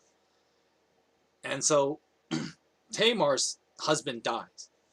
And so Judah, the fourth son of Jacob, or Israel, he gives her, okay, so because the firstborn dies, Judah gives his second son. And his son's responsibility is to have a child with Tamar and continue the older brother's line. But this brother's kind of a jackass, and he basically like pulls out a little early, and then God gets really mad and kills him for it. And of course, I know some people would say, like, see, God gets mad for guys pulling out. That is not the real reason why God killed him and what was considered evil in his eyes. The real reason why God killed Judah's son was because he treated Tamar like a whore. And so that's a big no-no, okay? You don't treat women that way. It's a big no-no. So God kills him.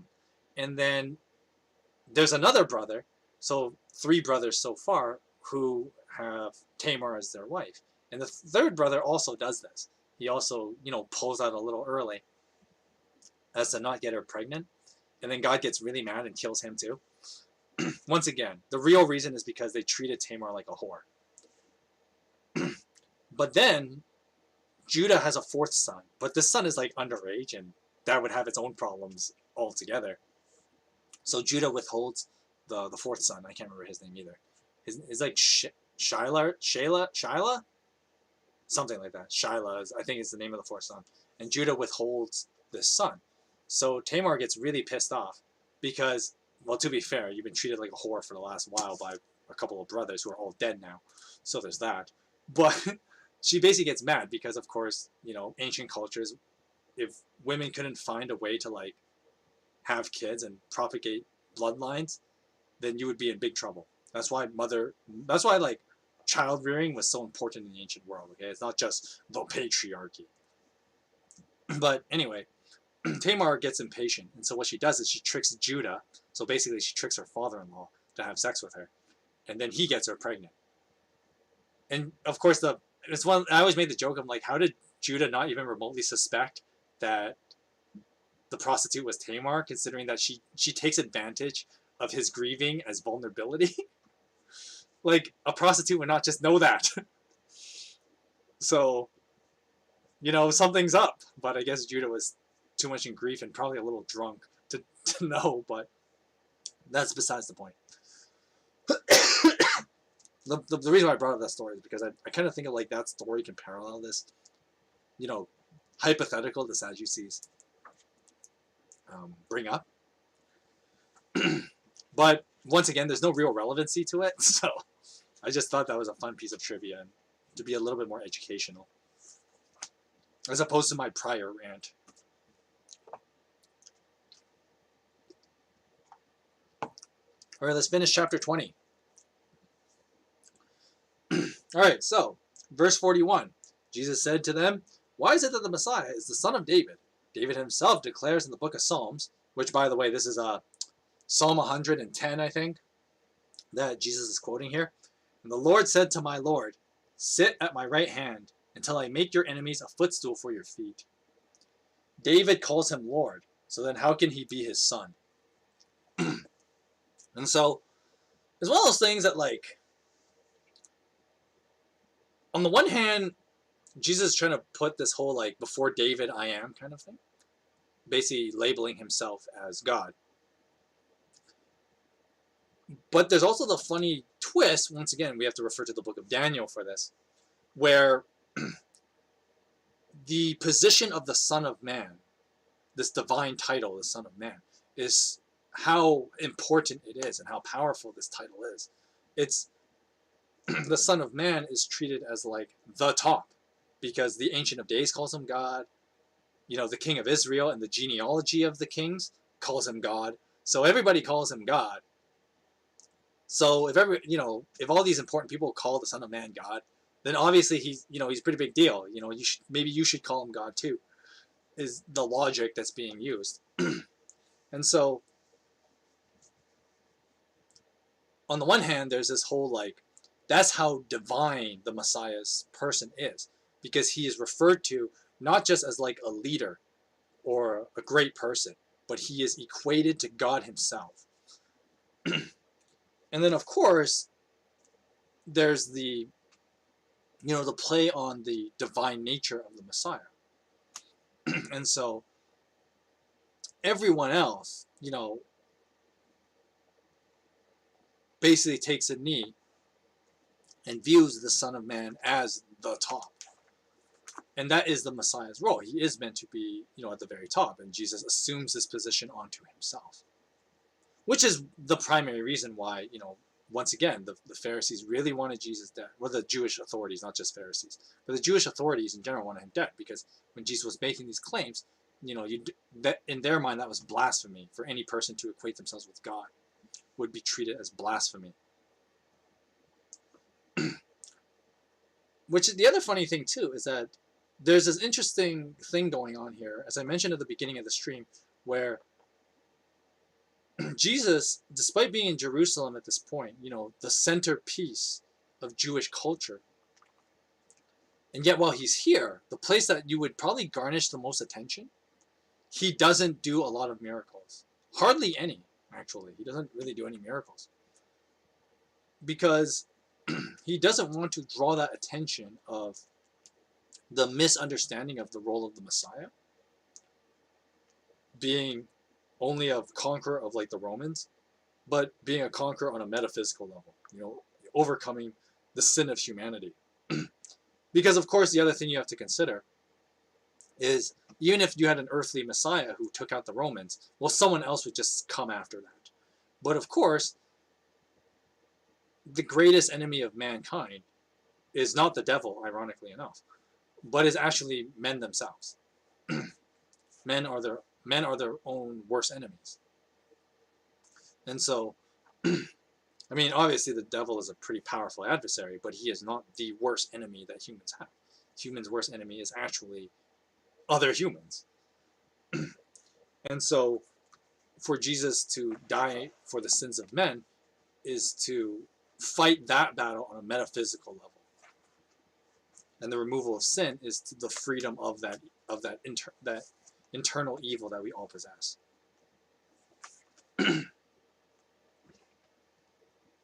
And then I'm just going to skip over this last part here, where Jesus warns against like the Pharisees and teachers of the law. But I mean, I've already said enough about these guys.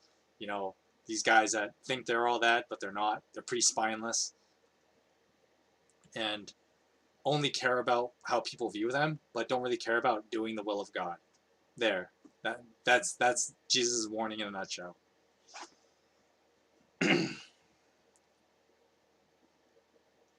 Alrighty, chapter 21. As Jesus looked up, he saw the rich putting their gifts into the temple treasury. He also saw a poor widow put in 2 very small copper coins. Truly I say to you, Jesus said, this poor woman has put in more than all the others. For all these people gave their gifts out of their abundance, but she, out of her poverty, put in all that she had to live on. Now some of the disciples were remarking about the temple and how adorned it was with beautiful stones and with gifts dedicated to God. But Jesus said to them, as for what you see here, the time will come when not one stone will be left on another. Every one of them will be thrown down. Teacher, they asked, when will these things happen? And what will be the sign that they are about to take place? Jesus replied, watch out that you are not deceived. For many will come in my name, claiming, I am he, and the time is near. Do not follow them. When you hear of wars and uprisings, do not be afraid. These things must happen first, but the end will not come right away. Then Jesus said to them, nation will rise against nation, and kingdom against kingdom. There will be great earthquakes, famines, and pestilence in various places, and fearful events and great signs from heaven. But before all this, they will seize you and persecute you.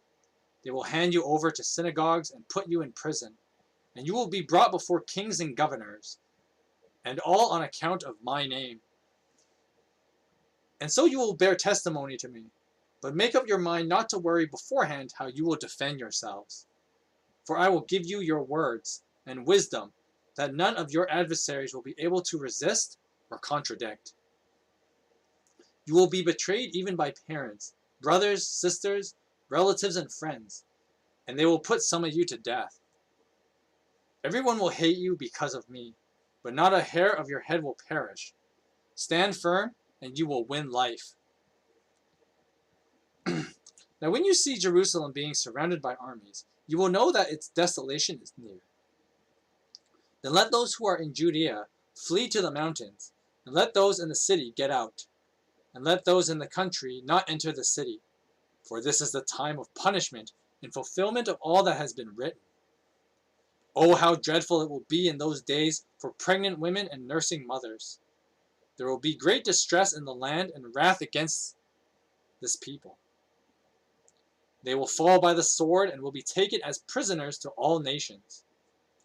Jerusalem will be trampled on by the Gentiles until the times of the Gentiles are fulfilled.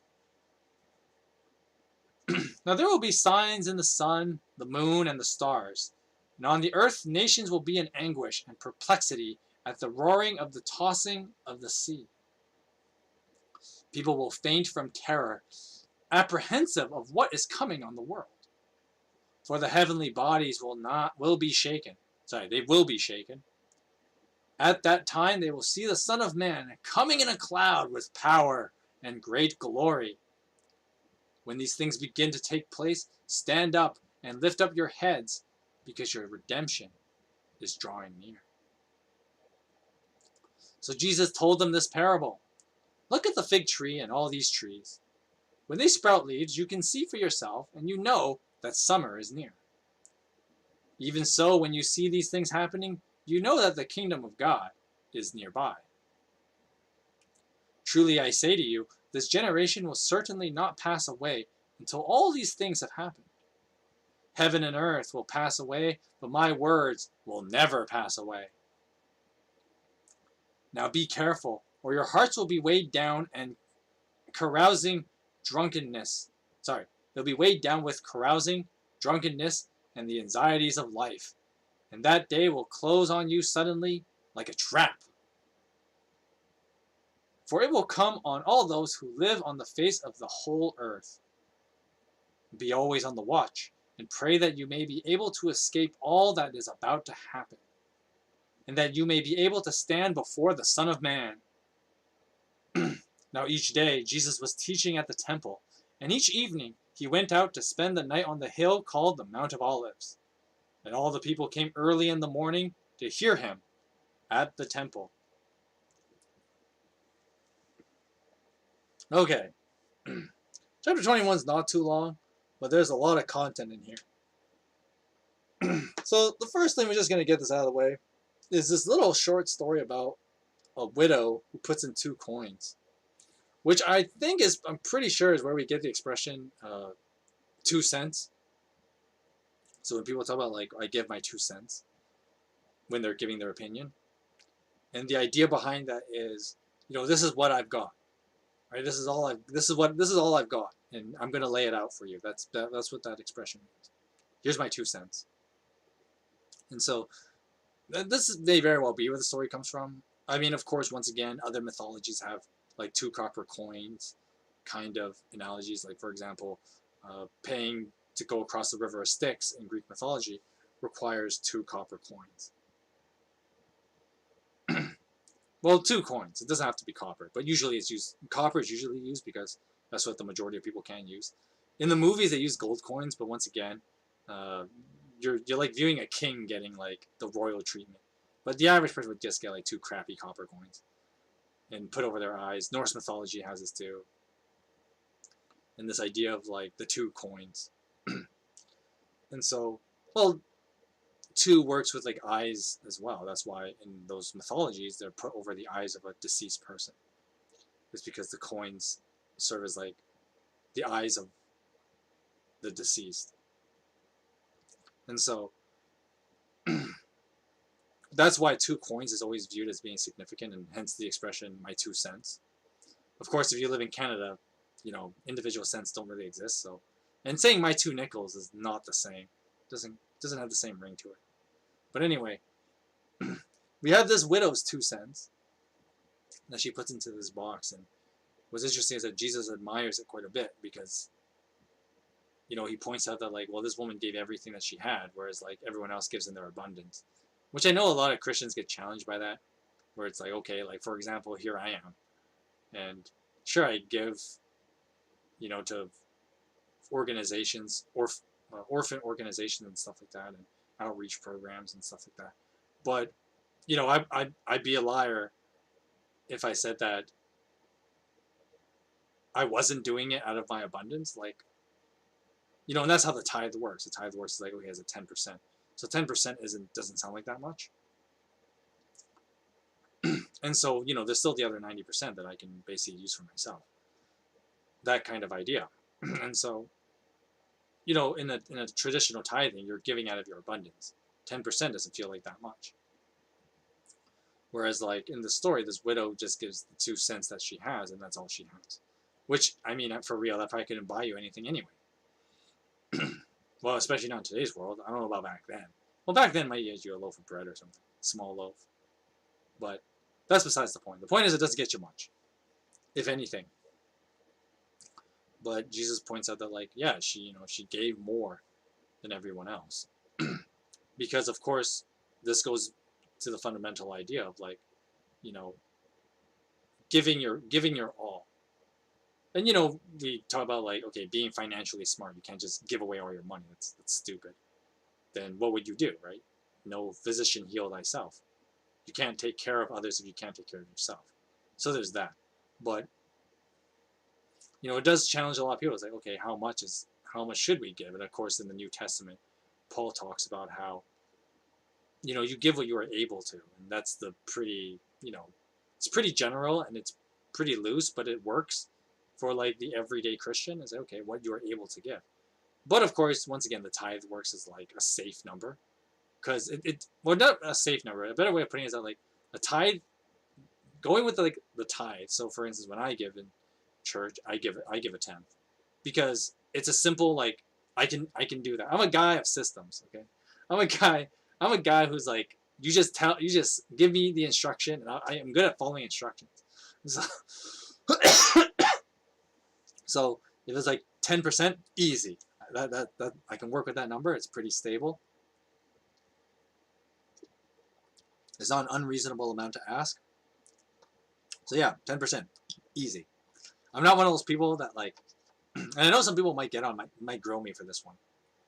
I am not one of those Christians that, like, oh, I just give some arbitrary number that the Lord leads. I'm like, dude, I would, like, that doesn't happen for me. Okay, it's like, nope, God has a system, works for me. 10%, boom, done. Call it a day. Moving on. Hey, you don't fix what ain't broke. But at the same time, of course, that's not possible for everybody to give like 10% because, some people are barely living paycheck to paycheck. And so sometimes you gotta get a little less. And that's the reason of passages like that is to be lenient to people like that. It's not meant to be like, do whatever you want. You can be cheap with God. That's not what that means. It means, like, God is understanding if you can't do the tithe, if you have to give less because life is hard, and God understands that, because what's more important to God? It's not how much money you give. It's how you devote your time to God. That's more important.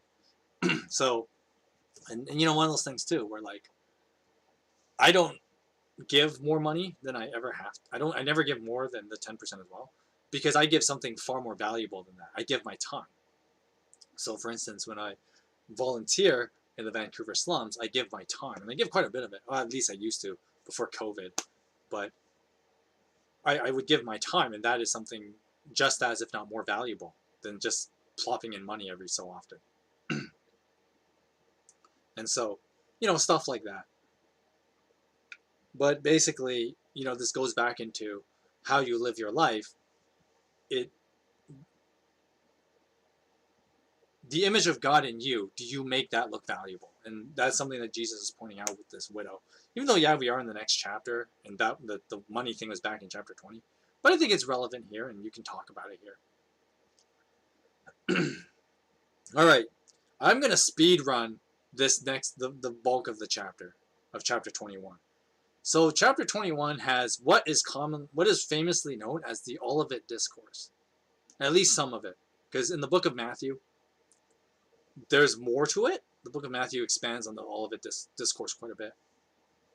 Luke gives, like, a shortened version, but it's still, like, the whole of chapter 21. So here we go.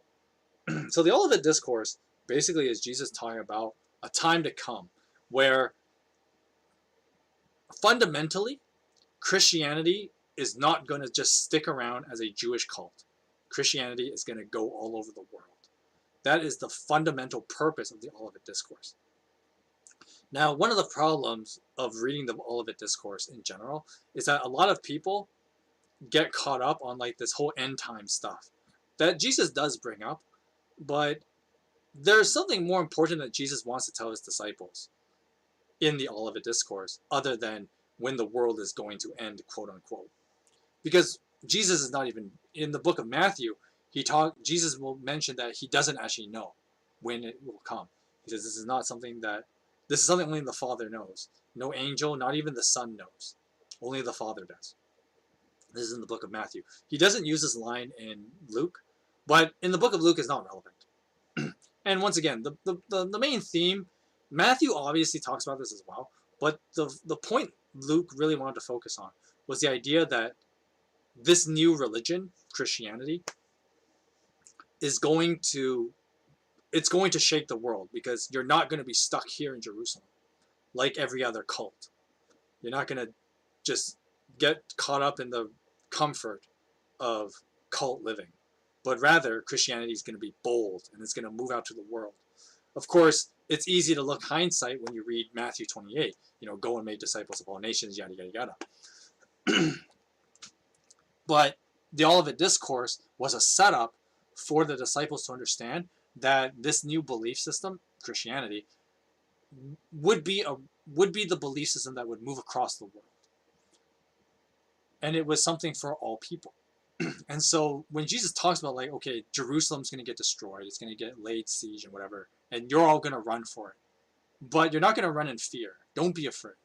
You're not going to be running because of fear. You're going to be running because there's a call.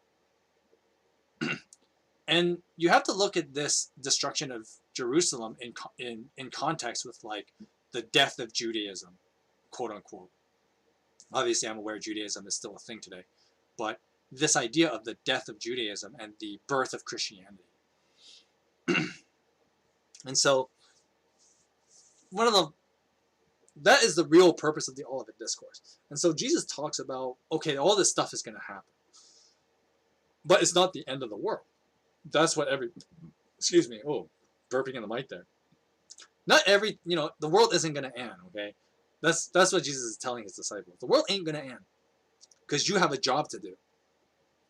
And that job is to spread the gospel around the world. That's basically what Jesus is telling them. And so one of the things that I try to avoid talking about, because I know everybody likes, like I remember when I used to do Bible studies like back in the day, and we talk about the Olivet Discourse, and everybody loves asking questions about like, oh, like we see the signs today of like wars and whatever. But, on a logic consistency, like wars have always been around. People have always been, unfortunately, caught in war. Unfortunately, you look at Ukraine right now, it's a good example. They're still in it. It's kind of sickening to me that people stop talking about it because of the Oscars, and that's another reason why I'm so appalled by people talking about it. It's like no, I care about real people in like Ukraine and all the shit that's going down for them. We should be caring about people, okay? Not over some dumb drama between a bunch of senile Hollywood actors that like Hollywood is so out of touch with like the rest of the world. That's why they have to build up the drama that they do so that they can try and be interesting.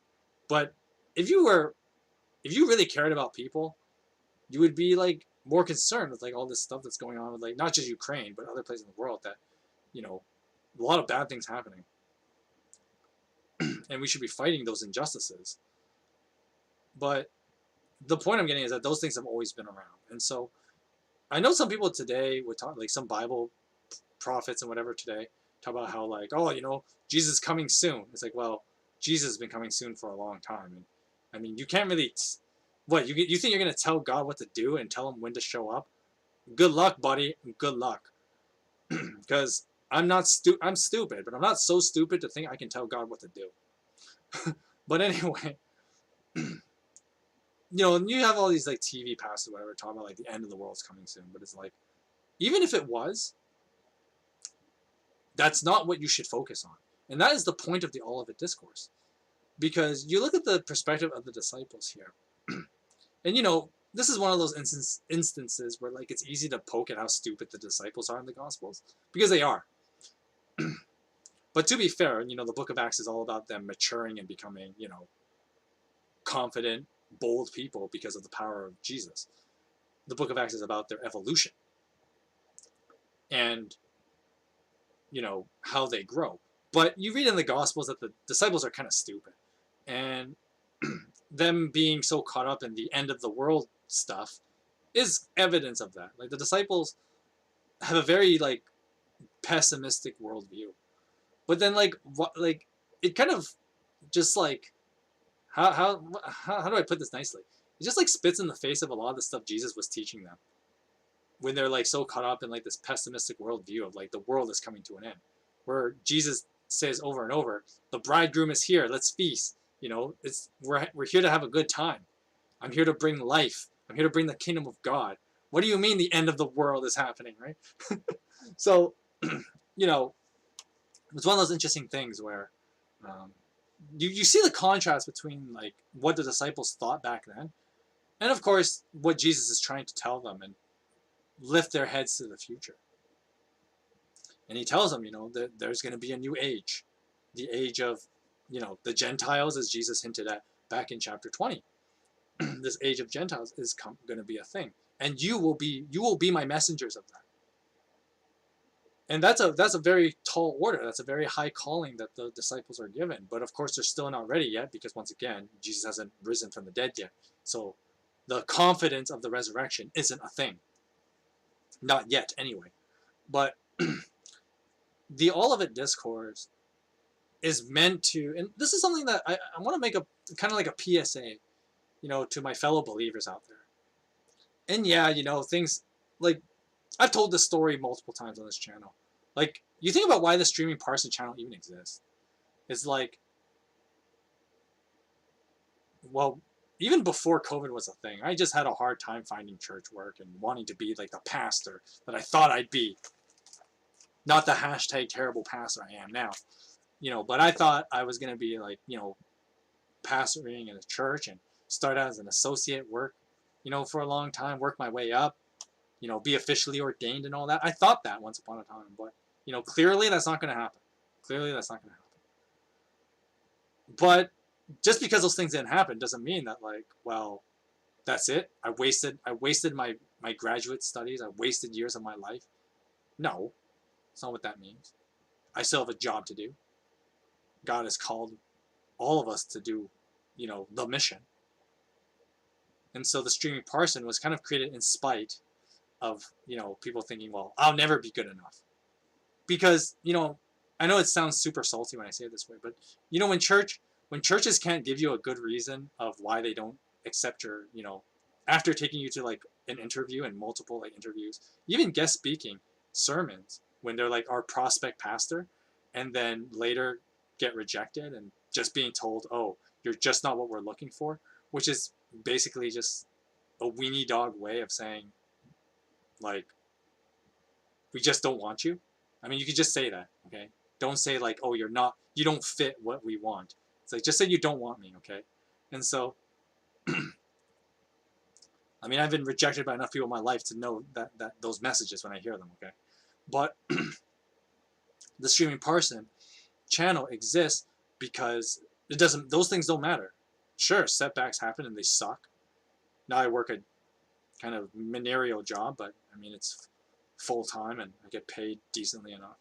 So I'll just take it, Sure, it gets in the way of other things, but it's just the way it is. But at the same time, I don't let that stop me.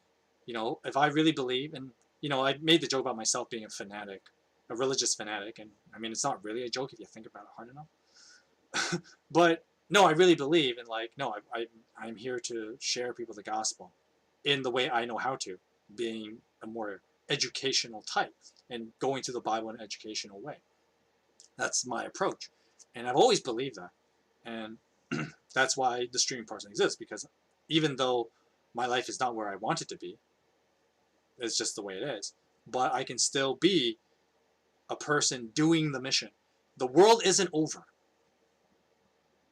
until Jesus returns. And until he actually shows up, you got a job to do. I have a job to do. We all have jobs to do. And here I am, doing these Bible studies on stream because that's what I believe is my role in that job. Just like how, with the Olivet Discourse here, Jesus tells the disciples, people may think the world is coming to an end and things are going to be pretty rough in life. The big things like natural disasters and war, obviously, as we face in the world today as well. But even in your own personal lives, we all have battles that we must face. And we will face many defeats in our life. That's just the way life is. I mean, I also make this joke a lot, which I know people don't like it, but there's a lot of truth in it. If I could do everything myself, I wouldn't need Jesus. That's just the truth. But of course, the reality sits in. It's like, well, no, you can't. Right? We're humans and we're finite, and so we do need Jesus. But but the proudful way of thinking would just be like, well, I do it myself, but I wouldn't need Jesus. But even when life has all its setbacks and all the times you get pushed down in life, you have a job to do. And there's a lot of parts of the job. The simple one is loving God and loving your neighbor. Don't be a terrible human being. There's a start. And then, of course, expanding that to showing people the love of Christ and to be that beacon of light. I use that wording a lot, and you probably have heard me use that wording a lot, but I've never actually explained what I mean every time I say the beacon of light. Because, and this, of course, if you look at like not First John, you look at John 1, and it talks about how John the Baptist was not the light, but he spoke of the light, and people thought he was the light. And that comes from John the Baptist being a true beacon of light, that people saw the light in him. It was Jesus' light, but they saw John the Baptist. And John the Baptist, the image of God thing, and talk about, give to Caesar what is Caesar and give to God what is God's. Well, John was doing that in spades. And that's why people thought he was the Messiah, because he was representing Jesus so well that people thought he was Jesus. And he was representing Jesus so well. And so a beacon of light, you think of like a light bulb. And a good light bulb can shine light and light up a dark room very well. And that is something that, us Christians are called to be that beacon of light in a dark world. Because, people go through battles and all the hardships and, wars and, abuse, trauma, and all that stuff. All that stuff, it's very real. And people go through pain all the time, but, we can't turn a blind eye. And the last thing people want is to be left alone in the dark. And so our job is to be a beacon of light, to show light, to show that it's not over and that you're not alone in the dark. But this light also that I carry, that I am a beacon of, can bring light in your life as well. And that is what it means to be the beacon of light. And so that's something I strongly believe. And, I know some people may think my Olivet Discourse interpretation may be a little off, because I know some people say, but there's so much stuff about like wars and pestilence and how terrible the world's going to be. It's like, dude, the world's been like this since like before Jesus. You think anything really changed ever since he showed up? Like, as far as those things are concerned? No. The difference of Jesus showing up is not that the world magically changed. Is that there is a light in the world that gives us hope. And that is why, Jesus is the light of the world, the hope of the nations. As many Christians sing. Is because Jesus is the light he is the light and hope of the world. Because the world has always had these things. This darkness Jesus describes and the pain and suffering that people go through. The world has always had that. Unfortunately, we see that today as well. Whether it's the Ukraine conflict or other conflicts in the past, and a lot of abuse going on. And you think of like even older movements like Me Too and whatever. All that is just bringing light to the darkness. But of course, the real battle is, well, do we bring the light? Where's the light of Jesus in all this? And to bring hope. Because unfortunately, we see a lot of hopelessness as well. When, they don't have the love of Christ in their lives. But that's, once again, a PSA to my fellow Christians, That's why we have to be a beacon of light to people. so that they can see that there is hope. And you and I have a heavy responsibility to carry that. We are, quote unquote, Jesus on earth for some people. And that's why it's so important that we, obey the laws of Jesus. That's why we give to Caesar what is Caesar's, but more importantly, we give to God what is God's. And that's because you are that beacon of light for someone. And don't ever forget that. And so even though the crazy might happen, as we read in the Olivet Discourse, what's more important? Well, the message of the gospel is going to spread out. And you have a job in that. And that's my PSA to you. And I really believe that that's, I know it's like, it sounds repetitive because like every pastor will tell you that. But at the same time, it's like, we always have to be reminded of that. And I mean, you think of like, going to Luke 21, like it's just a case in point. Like this is toward the end of Jesus' ministry. And he's telling them this again. Because I'm sure like the disciples heard this stuff before. Especially when you read like in Luke 11 or whatever it is, where the disciples go out and do ministry of their own. Jesus probably told them this then too. But he tells it here again because I think it's something we all need to be reminded of. No matter how dire situations are, no matter how far in the game you think you are, you always need to be reminded that we have a message to share with the world and be that beacon of light for people.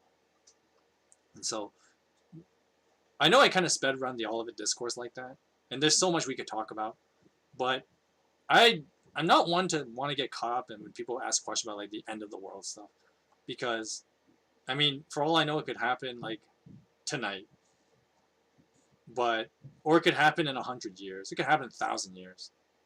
Doesn't matter though. The question that really matters is, what are you doing? Are you sharing the light of Christ? Well, this is a message of my fellow believers. Are you sharing the message of Christ?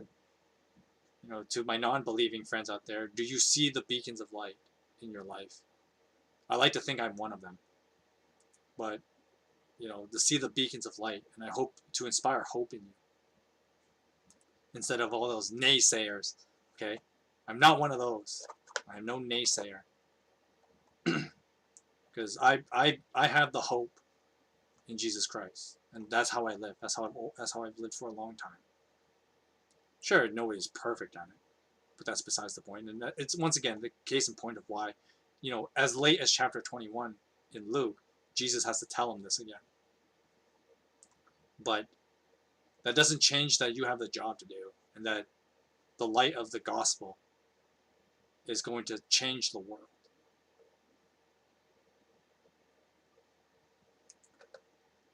Anyway, I think I'm done today. My body is starting to ache, so feeling under the weather, it's kind of catching up to me. The odd thing is, I actually feel kind of worse now than I did last week. Last week I was just tired, and that's why I didn't stream. But today I have this like, I don't know, I just feel under the weather. I think it's like, I'll make the joke again. It's like an April Fool's nature's playing an April Fool's on me, and it sucks. That's why I feel kind of lousy right now. So I think I'm going to end the stream pretty soon. I'm just going to do some announcements. If you have any questions, go ahead and shoot them. But I'll try not to be on too much longer. Don't make your questions like super long and need a super long answer, because I'm kind of really tired now. But just for some announcements for the next week. You know what? Because Wednesday was such a weird stream, and I didn't really progress much in Triangle Strategy. Like I just did one battle that took me 2 hours. Well, I mean, I'm super proud on the one hand that I actually beat it, but damn, it took a long time. Hopefully I will feel better tomorrow. Like I won't feel so under the weather like I do now. If I am feeling better tomorrow, I am going to stream more Triangle Strategy. I want to play more of that game, because I'm having a grand old time with that game. So we're going to play more Triangle Strategies, maybe tomorrow. If I do stream tomorrow, it will be at 2 o'clock Pacific time. If I don't, well, then I don't. Otherwise, I will be back again on Monday to stream Triangle Strategy at 2 o'clock Pacific time. So Saturday isn't a maybe, but Monday and Wednesday will be the business as usual. Triangle Strategy, 2 o'clock Pacific time, Monday, Wednesday. We'll see if there's one tomorrow, but no promises about tomorrow. Like, I want to do it, but we'll see. We'll see.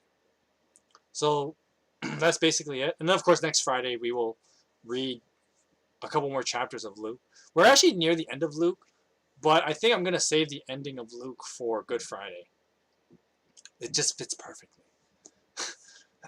So we'll maybe read one chapter next week or something. Or 2 chapters. Excuse me. We'll see what happens next week as far as the Bible read is concerned as well. So that's basically, just business as usual for next week. And maybe a Triangle Strategy stream tomorrow.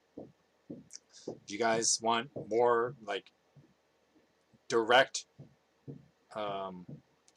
notifications, you can always just hit me up on Discord. It is in the description. Also, subscribe, hit that notification, and then, of course, when I'm back on, whether it's tomorrow or till Monday, you will know. And so, with that said, I hope you guys enjoyed reading through Luke 20 and 21 with me. I'm going to call it a day here. My body is really, like, aching. It's kind of not good. So I need to get up and stretch now. But with that said, you guys have a great Friday night. Have a great rest of your weekend. And I will see you guys either tomorrow or Monday for sure for Triangle Strategy. So I hope you guys will definitely drop by for that. Because I'm loving that game. But anyway, that's enough of me praising, singing that game's worship. But anyway, excuse me. Have a good night and God bless you.